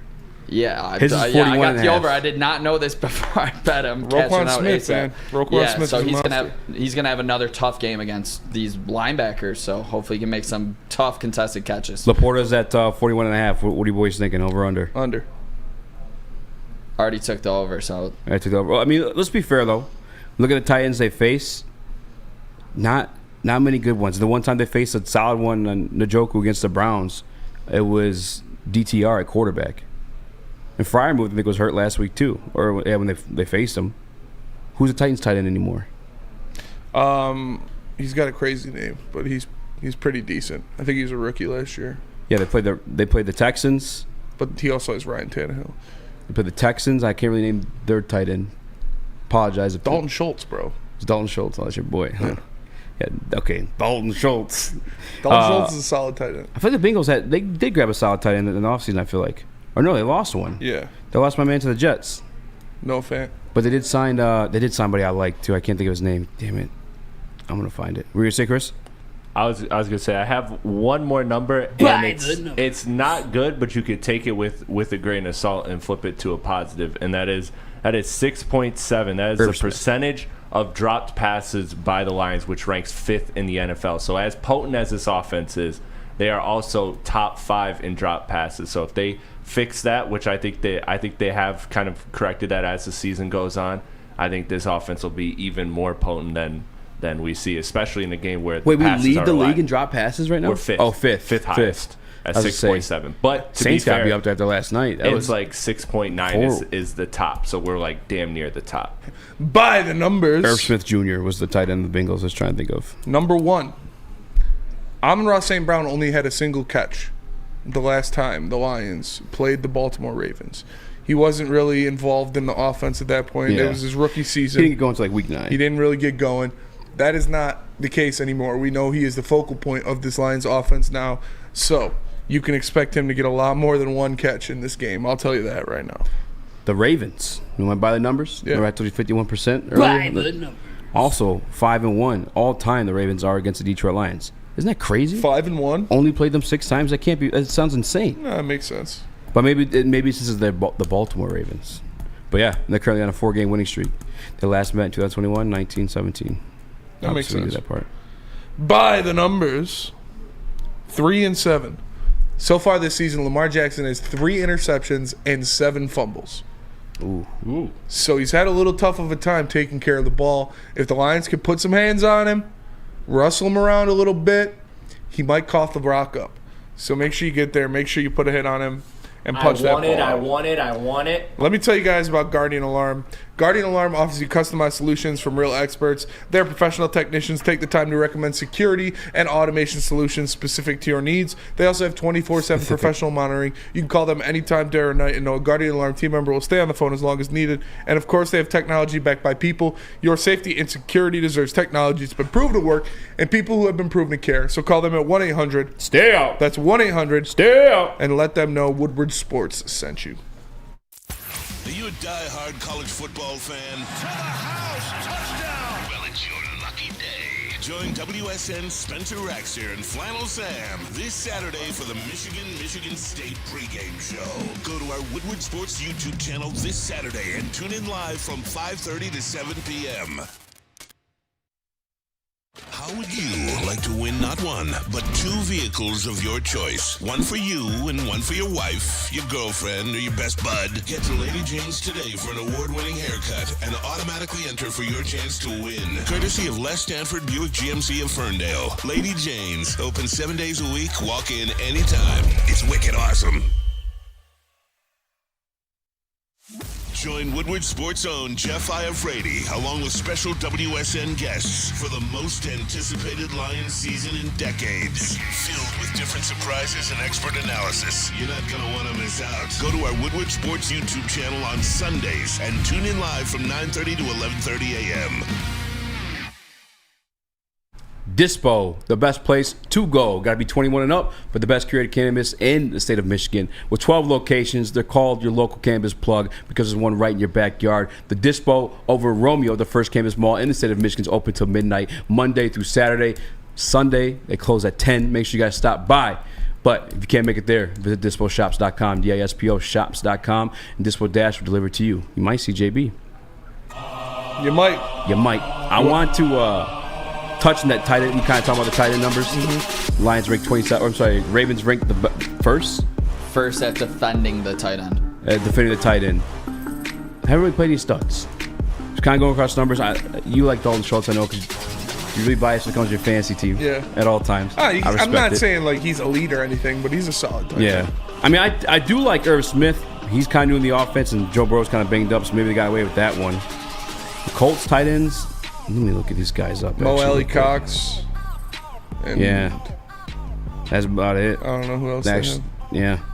They haven't really played. I mean, I could still see Laporta doing some damage. I'm not that concerned about the matchup. Plus, Ben Johnson himself. Remember, they traded away T.J. Hawkinson because they could afford to. Because Ben Johnson, your former tight end coach, broke the franchise record for tight end touchdowns. Yeah. And that's a locker room that had at one point Ebron, Pettigrew. Obviously, Ebron's not elite, but like Hawkinson. You would think those guys put up numbers, especially when they're in it together. You know what I'm saying? First round picks. Hawkinson too, yeah.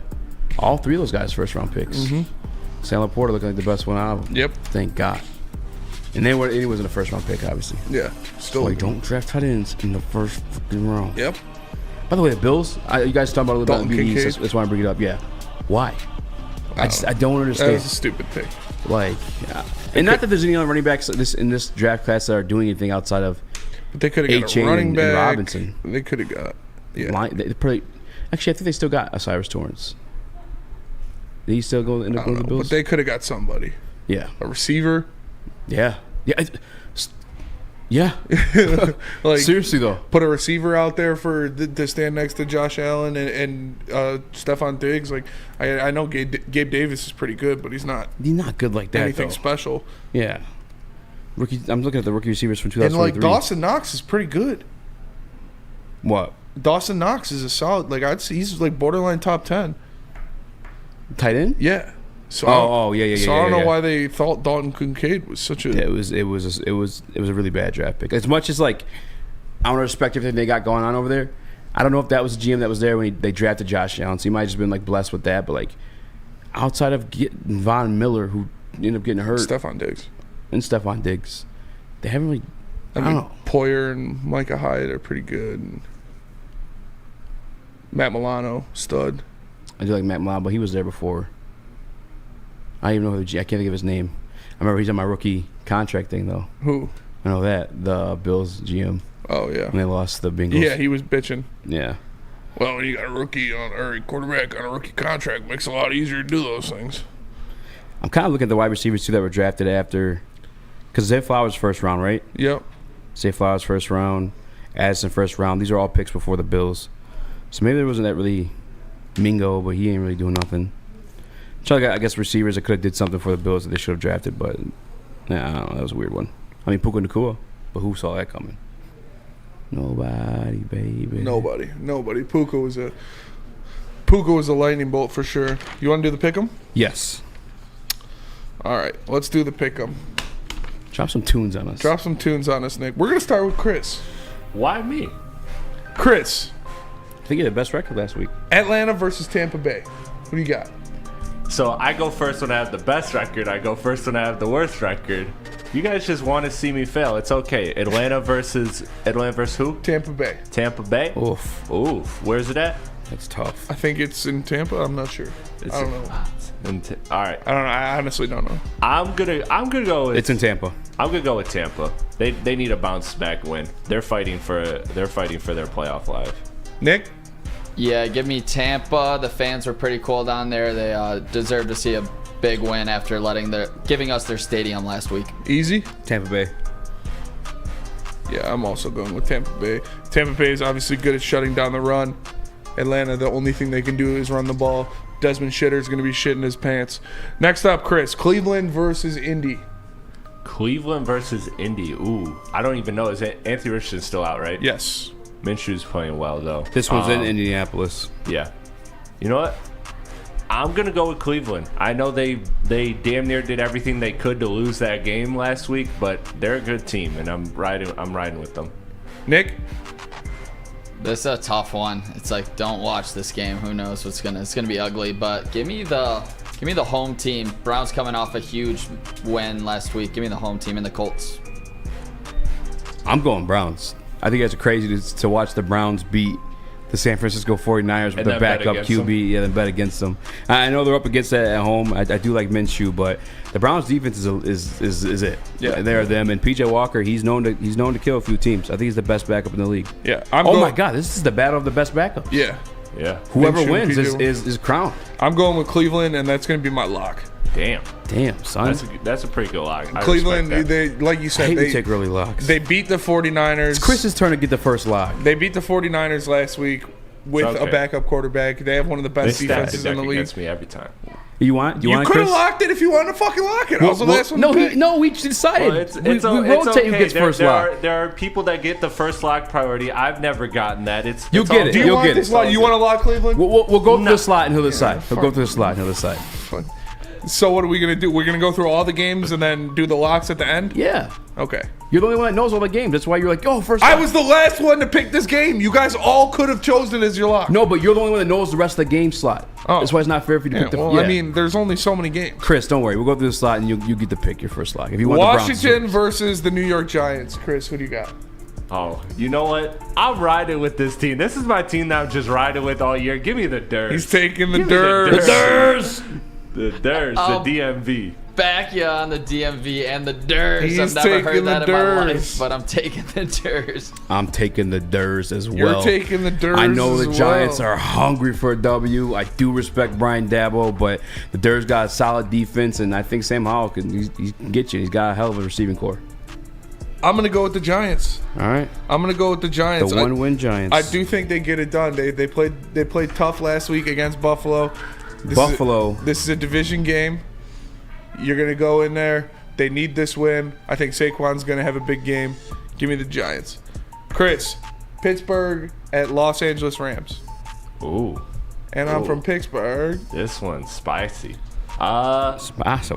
I'm going to... You know what? I'm going to go with the Rams. I don't feel confident in that, but Pittsburgh's been up and down all year. I feel like they're worse than their record states right now, but they also get better as the season goes on. So I'm going to say Rams before I talk myself out of it. Nick? This one's Yeah, tough. give me Matthew Stafford and the LA Rams. I do not like Pittsburgh as a team at all, to be honest.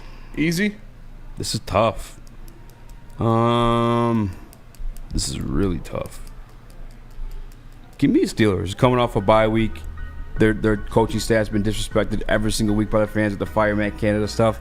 And that defensive line's elite. Alex Highsmith, TJ Watt, Matthew Stafford might be getting abused in this one. Yeah, I'm going Pittsburgh as well, and that's exactly my reasoning. Is the weakest part of the Los Angeles Rams is their offensive line, and the strongest part of the Pittsburgh Steelers is their pass rush. I think TJ Watt and Alex Highsmith are going to live in the backfield, and they're going to take care of business. Yeesh. Chris, Miami versus Philadelphia. Miami. Ooh, this is a good game. This is a good game. This is going to be a game of the week. Yeah, and it's at Philly, right? I think so. Again, At Philly, Sunday Night Football. At Philly. Let's go. Sunday Night Philly, Football? Sunday Fuck night. Yeah. That's a good-ass game. I'm going with hype. Philly because you know what? This whole year, everybody's been talking about it. They haven't looked as good as they've looked last year. This is their game to show up and be the best version of themselves. So I'm going with Philly. Philly's going to do it. Nick? Yeah, I'm curious what the spread is on this one, but I'm going to go with the Fins. Fins up. Give me the Fins. I like Tua in this offense. 2.5. It's 2.5 Eagles. Yep. Going against the spread. Yeah, Give me the crazy. Dolphins. Easy? Give me Philly, baby.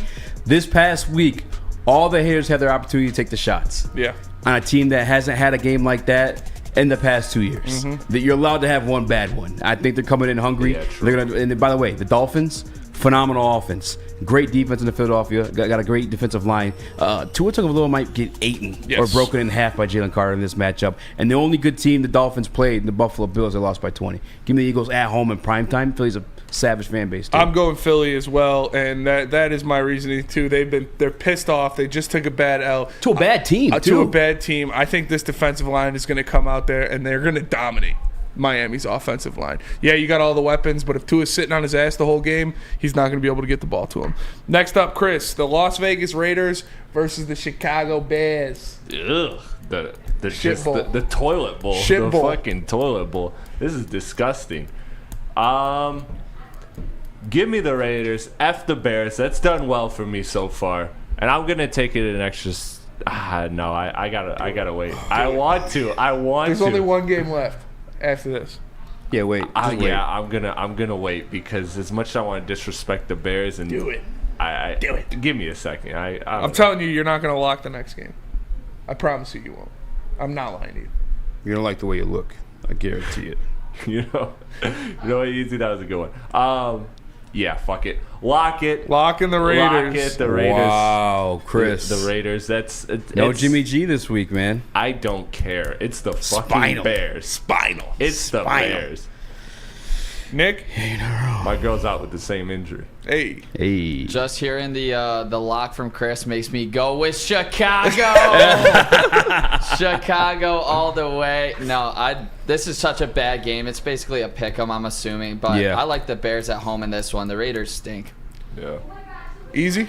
Man, I was really set on taking the Bears at home because of Aiden McConnell thing or Aiden O'Connell. Yeah.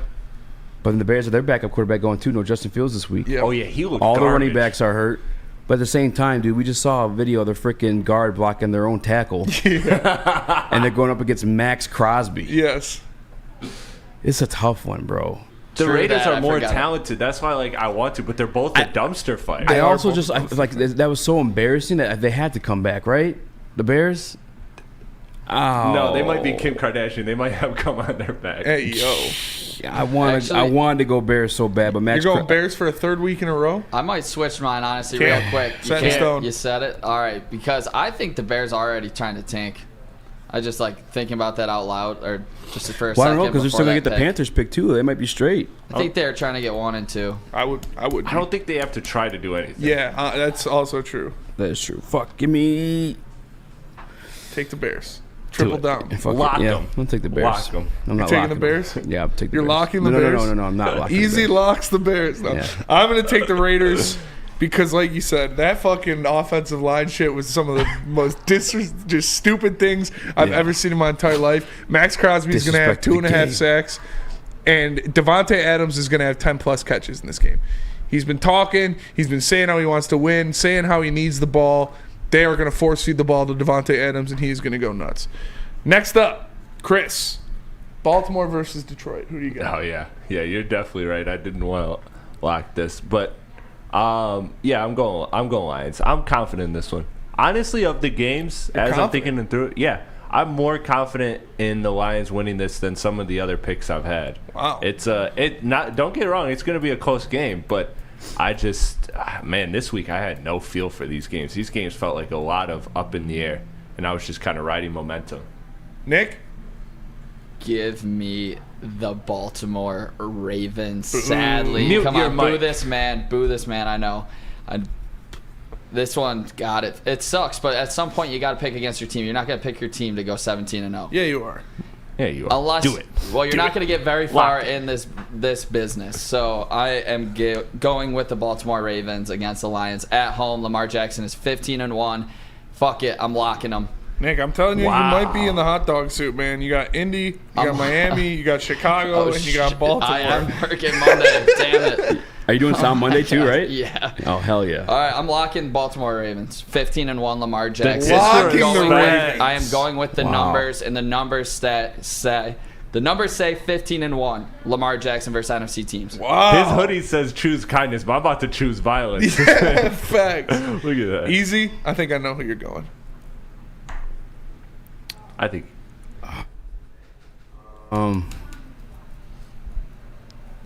Fuck. I flip-flopped to the Ravens in the middle of the week. I know. I thought you were going to go Ravens. But then today, just looking at those offensive weapons, Lamar's working. But he's never had offensive weapons. No, he hasn't. Yeah. But he hasn't played a defense like this yet this year. We haven't played. Or he did. He played the Browns, and they lost. They beat the Browns. They beat the Browns? Yeah, that's what TTR was in, though. I swear. No. Oh, yeah, they lost to Pittsburgh and the Colts. And the Colts.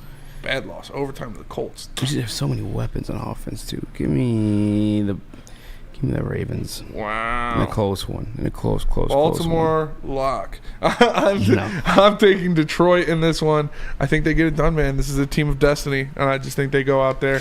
I actually do want to trade the Lions. You know why? Look how shitty. You said it. Look how shitty. You locked it. So the Giants almost beat the Bills last week. Yeah. The Giants are a 1-win football team. Yeah. Horrendous. The Bills coming back off a game over in London. Had a little bit of jet lag. Mm-hmm. Same thing with these Ravens coming back from London to face this Detroit Lions team. Oh, I didn't think about that. I'm going Lions. Switching Lions, baby. I think it was written. It was like written. Nas. It was written, but since it's the Lions, I'll give it to him. Yes. All right. Easy. Yes. Since this is your show, you're the only one without a lock. You're the only one without a lock. I forgot Nick made his lock. I'm Baltimore like a fucking scumbag. You can lock Tampa Bay, the Commanders, Pittsburgh, Philly, or Chicago. Do the Bears. No. or Detroit. Oh, Detroit's not locked? No. Who'd you lock? I locked Cleveland. That's right. Well, he locked Baltimore. Can you lock You can the lock, same yeah, game you can lock as the long as same it's game, different but answer? as long as it's a different team. Okay. Who the Steelers are facing again? Steelers are playing the Rams. Steelers are playing the Rams? No Kyron Williams. Fuck it, let's lock the Lions, baby. Let's go! Jared Goff. Oh, this week's pickup might come down to the Lions, Baltimore. It very well could. I don't know. My other option would have been the Durs, but I love the Lions too much. Nick, let's do I it. forgot about the whole hot dog fucking suit thing. Yeah. I might be in some trouble. Nick here. could be in the hot dog suit. He picked Indy. If it comes down to the Lions in Baltimore, I will happily be wrong and be in that costume. Yeah. Be in the hot dog suit. Dude. Yeah, Nick picked. I hope I'm wrong, chat. The only one I'm nervous about on my picks is the Giants, but I just think the Giants are going to get it done. Yeah, that's the one I was going to lock was the Commanders, but we're rolling Lions, baby. So Lamar, I guess, he's just now getting back into the ring of things, the swing of things. I don't know why I said the ring of things. It's not even an expression. But let me tell you guys about Mark White.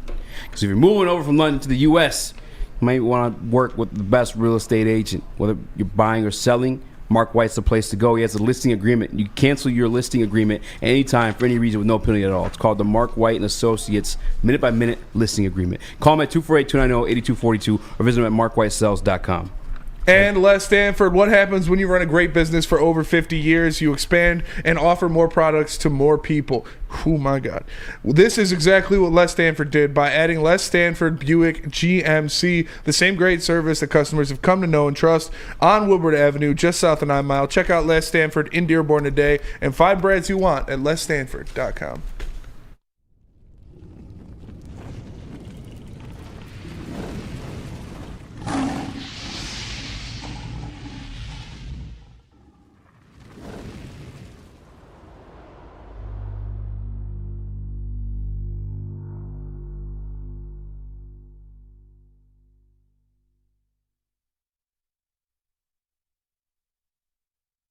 Join Woodward Sports' own Jeff Iafrate, along with special WSN guests for the most anticipated Lions season in decades. Filled with different surprises and expert analysis. You're not going to want to miss out. Go to our Woodward Sports YouTube channel on Sundays and tune in live from 9:30 to 11:30 a.m.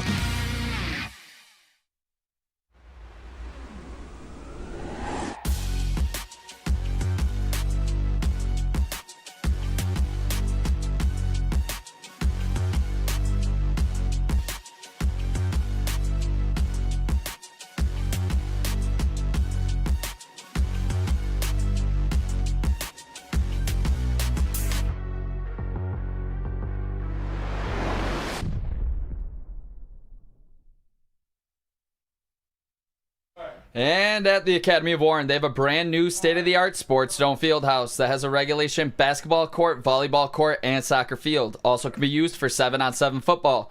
K through 8 that features AM and PM latchkey, small classroom sizes, Learning Street, futuristic media center, free breakfast and lunch, Houghton Mifflin curriculum, academic games, and K through 8 athletics. They are now accepting new enrollment. Go to theacademyofwarren.net.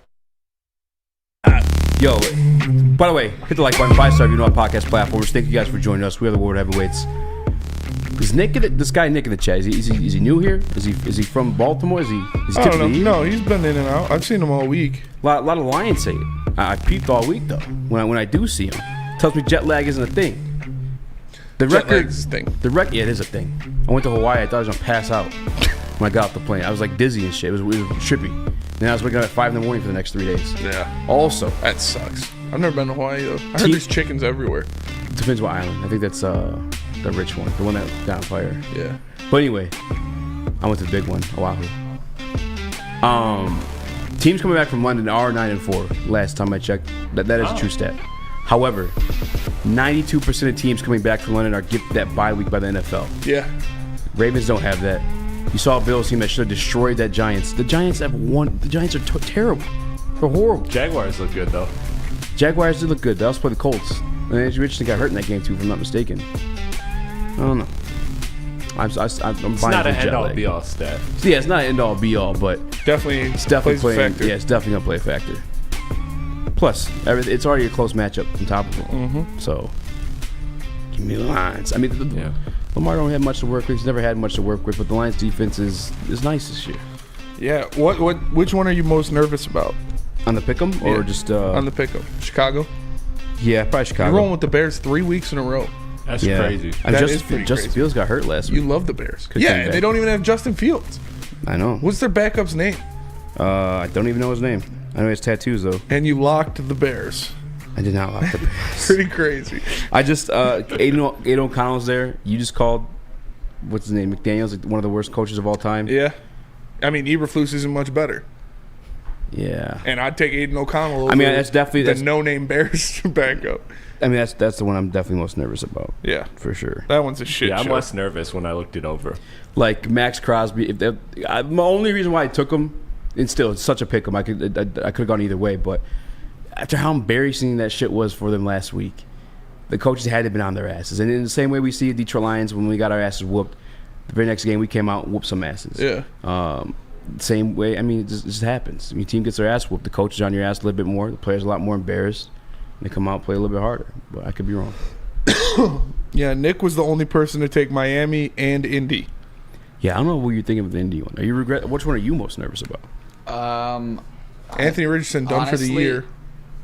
Yeah, I just think it's a huge letdown spot for the Browns after beating the best team in the NFL. That's kind of where I'm at with it. I think they'd have more confidence after beating the best team in the NFL, though. No, it's because they rode the high so damn high. I just think Jim Schwartz is top 2 defensive coordinator. Also, Dolphins. If Tua gets hit once, that worries the shit out of me because they have an aggressive defensive that one line. I'm not that's a pick 'em. Yeah, Dolphins, Eagles. Yeah. So still want to be nervous about, but yeah. I don't know. I think the Colts get back to their ground game. They find a way to run on the Browns D line and Myles Garrett, and I think they use the play action and get it done. That's where I'm at with that. Chris, what are you nervous about? Nick's West Coast of London. I think the only one I'm nervous about, really looking it over now, I'm very confident in everything except the Rams. Yeah. Because you brought up the good point of their weakest link is Pittsburgh's strength, and they are a team that gets better throughout the years. But I don't know. And Kyron Williams is out. I don't know. Pittsburgh just seems a little fraudulent to me. At least maybe in the corners that they were overhyped. Maybe I'm just fraudulent. Pushing back on that a little bit. Their defense is nice though. Yeah. Yeah. T.J. Watt's the real deal. Joey Porter Jr. looked really good. I bet T.J. Watt has 2.5 sacks. Yeah.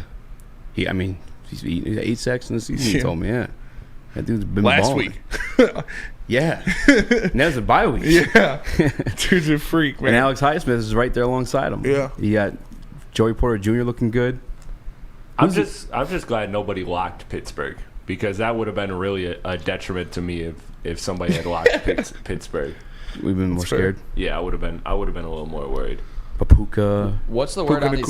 What's the word on these locks too? Like what? So 2 you points. get 2 points. If your lock hits. And then last year we did their -1 if they don't hit. Who did Nick lock? Are we doing that? I did the Ravens, sadly. Yeah, that's So if your lock hits, it's 2, and if it doesn't, it's -1. Oh, yeah. I for sure lost last weekend. My lock lost. Oh yeah. Nick locked the Ravens. Yeah, that was. You piece of shit. I will happily wear the suit, bro. Come You're a on, piece of give shit. me the suit.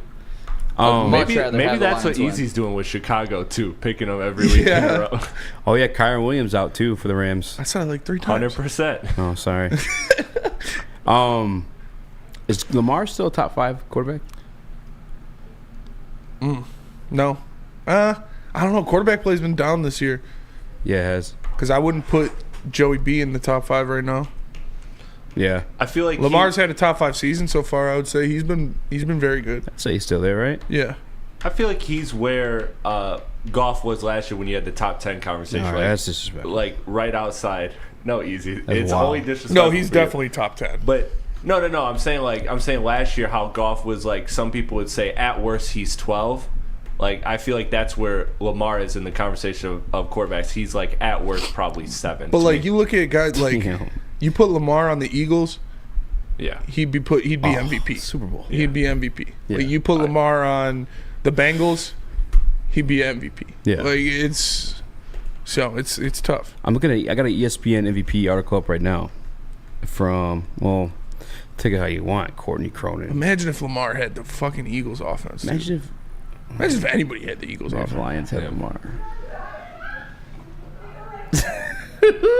Could have. Talking about that run game. Bro, a pitch. I would still put him top 5. Why did Atlanta RPO with never do Jahmyr that? Gibbs and Lamar? Yeah. Unstoppable. Bro. I would still put him top 5. That'd be filthy. Yeah, I think he is. I'm looking at this MVP article right now. I've never heard of this person, but Courtney Cronin, no mention of Goff at all. Just a top 5. 2 Tagovailoa. Number 2, Patrick Mahomes. Did you just follow her on Instagram? 3, McCaffrey. I mean, I would. Like the content. Keep it going. Yeah. 4, Josh Allen. 5, Jalen Hurts. Still. This is like 2 days ago. This is updated. Yeah. Just missed. Oh, she does have Jared Goff and just missed. Still can't believe Atlanta didn't get Lamar. Like, why? That never made any sense to me. That never made any sense to me. They should have made that move. Desmond Ridder fucking sucks. Let me read this and we'll go to break. I apologize. It says, Goff's 5-1 Lions are off to their best start since 2011. He has shown he could lead the Lions to wins without his full supporting cast, including, obviously, Carolina win without Amon-Ra, Week 6 without Dave Montgomery. Goff is putting up numbers with the league's top quarterbacks. Damn. Goff should be a top 5 MVP contender this year for sure. That's it. She says so far this year. I mean, there's still a lot of year left, but the quarterback play has been down. Goff has been very, very, very good, and the Lions are 5-1. He's a top 5 MVP as of right now, in my mind. What do you think he is in the CBS quarterback rankings? CBS quarterback rankings, probably like 8. This is he's 5. Okay, good. Yeah, he should be top 5 for sure. And they got Lamar at 7. All right, guys. Well, just in time for football, it is Glorious Cannabis. They are dropping a new ice water bubble hash infused pre-roll called Honolulu Blue. It smells so good. It's like the whiff of the first playoff win in 31 years. It's a gassy, aggressive strain named in honor of Detroit football. And if you haven't had one of these ice water pre-rolls, you are missing out. They are so smooth. You can find them at Dispo Dispensary for 25% off using the code Woodward. And that is online at gloriouscanna.com. Glorious! Come hang with the Woodward Sports Crew all throughout football season on Saturdays and Sundays. Join our college football and Detroit Lions live watch parties. Inside the 5, caught, end zone, touchdown, Detroit Lions! With money on the line, featuring different special guests and surprises. Start times will vary depending on the game. Only on our Woodward Sports YouTube channel. Join Woodward Sports' own Jeff Iafrate, along with special WSN guests for the most anticipated Lions season in decades. Filled with different surprises and expert analysis. You're not going to want to miss out. Go to our Woodward Sports YouTube channel on Sundays and tune in live from 9:30 to 11:30 a.m. Where's the most convenient place to get that big fitness energy? It's Planet Fitness. Join today for just $1 down, $10 a month. With over 2,400 locations and equipment for every workout, you can get in, get energized, and get going. And with free fitness training and most clubs open 24 hours, everyone belongs in the judgment-free zone. So join today for $1 down, $10 a month, no commitment, cancel anytime. Come hang with the Woodward Sports Crew this weekend for our Michigan State, and Lions watch-along party featuring different special guests and surprises. Tune in on Saturday and Sunday on the Woodward Sports YouTube channel at game time. Your childhood may be over, but playtime is not. Outdoor Equipment Company is your source for outdoor power equipment. Sales, service, and parts carrying top brands such as Bad Boy, Ellis Tractor, Steel, and more. Servicing the Great Lakes region with locations in Metro Detroit and Greater Lansing. For more information, visit us at OutdoorEquipCo.com. Outdoor Equipment Company, your power equipment playground. Buongiorno. Welcome back to Woodward Weights, live on WoodwardSports.com. My second favorite sport. Used to be my number one favorite sport. MMA, UFC 294. Yes. Happening this weekend, tomorrow. It's gonna start around like 2:00. Tamale. And I think the main event's probably pop up around 6. Yeah. Those cards run late, so sucks. It does suck for you. Yeah.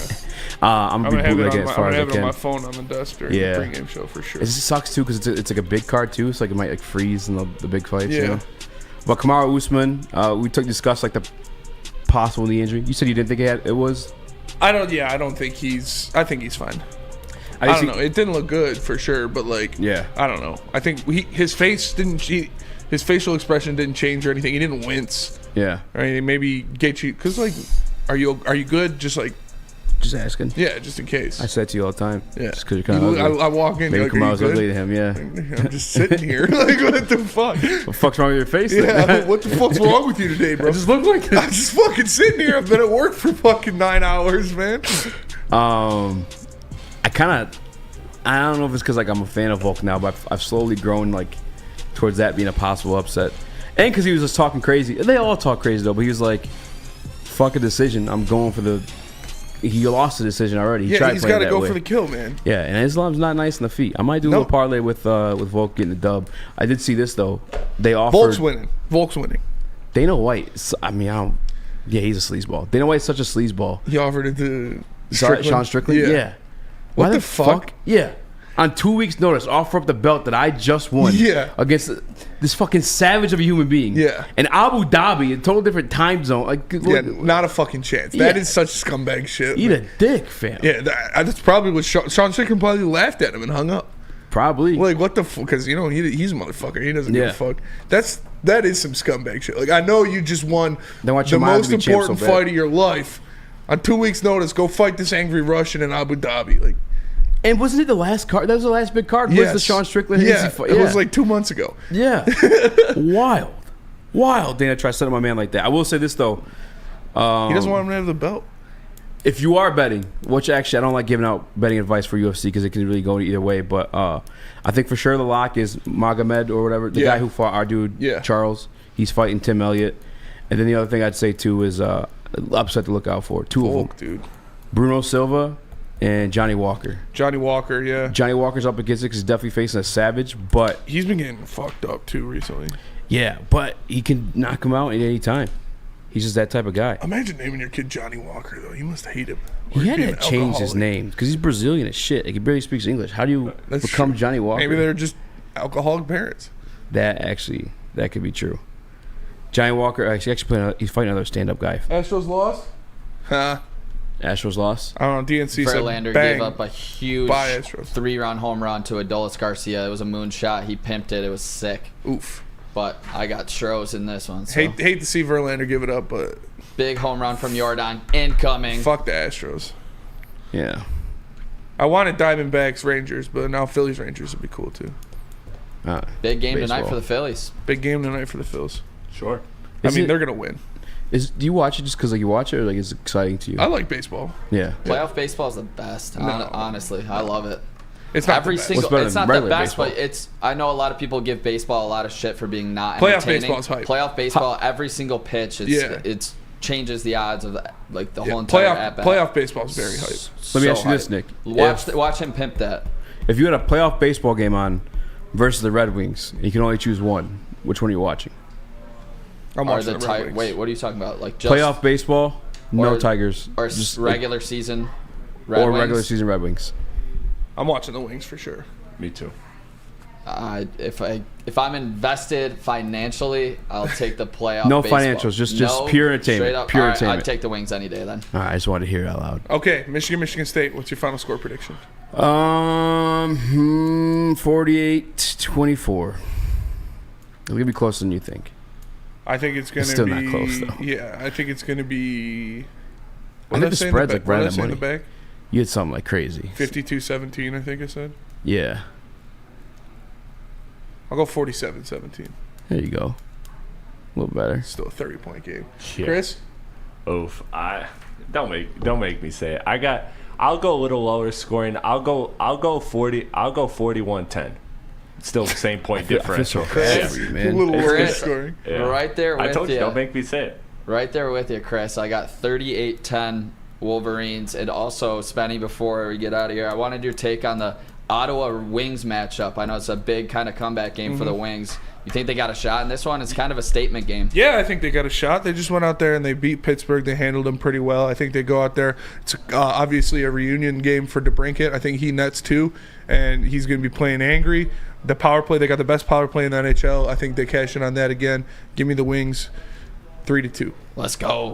All right, that'll do it for us today. Appreciate you all tapping into the Woodward Heavyweights live on WoodwardSports.com. Make sure you like and share the stream. For Easy, for Chris, for Nick, I am Spencer Raxter. Go Lions, go Green. I'll see you guys this weekend. You're going to get a lot of spending. Peace.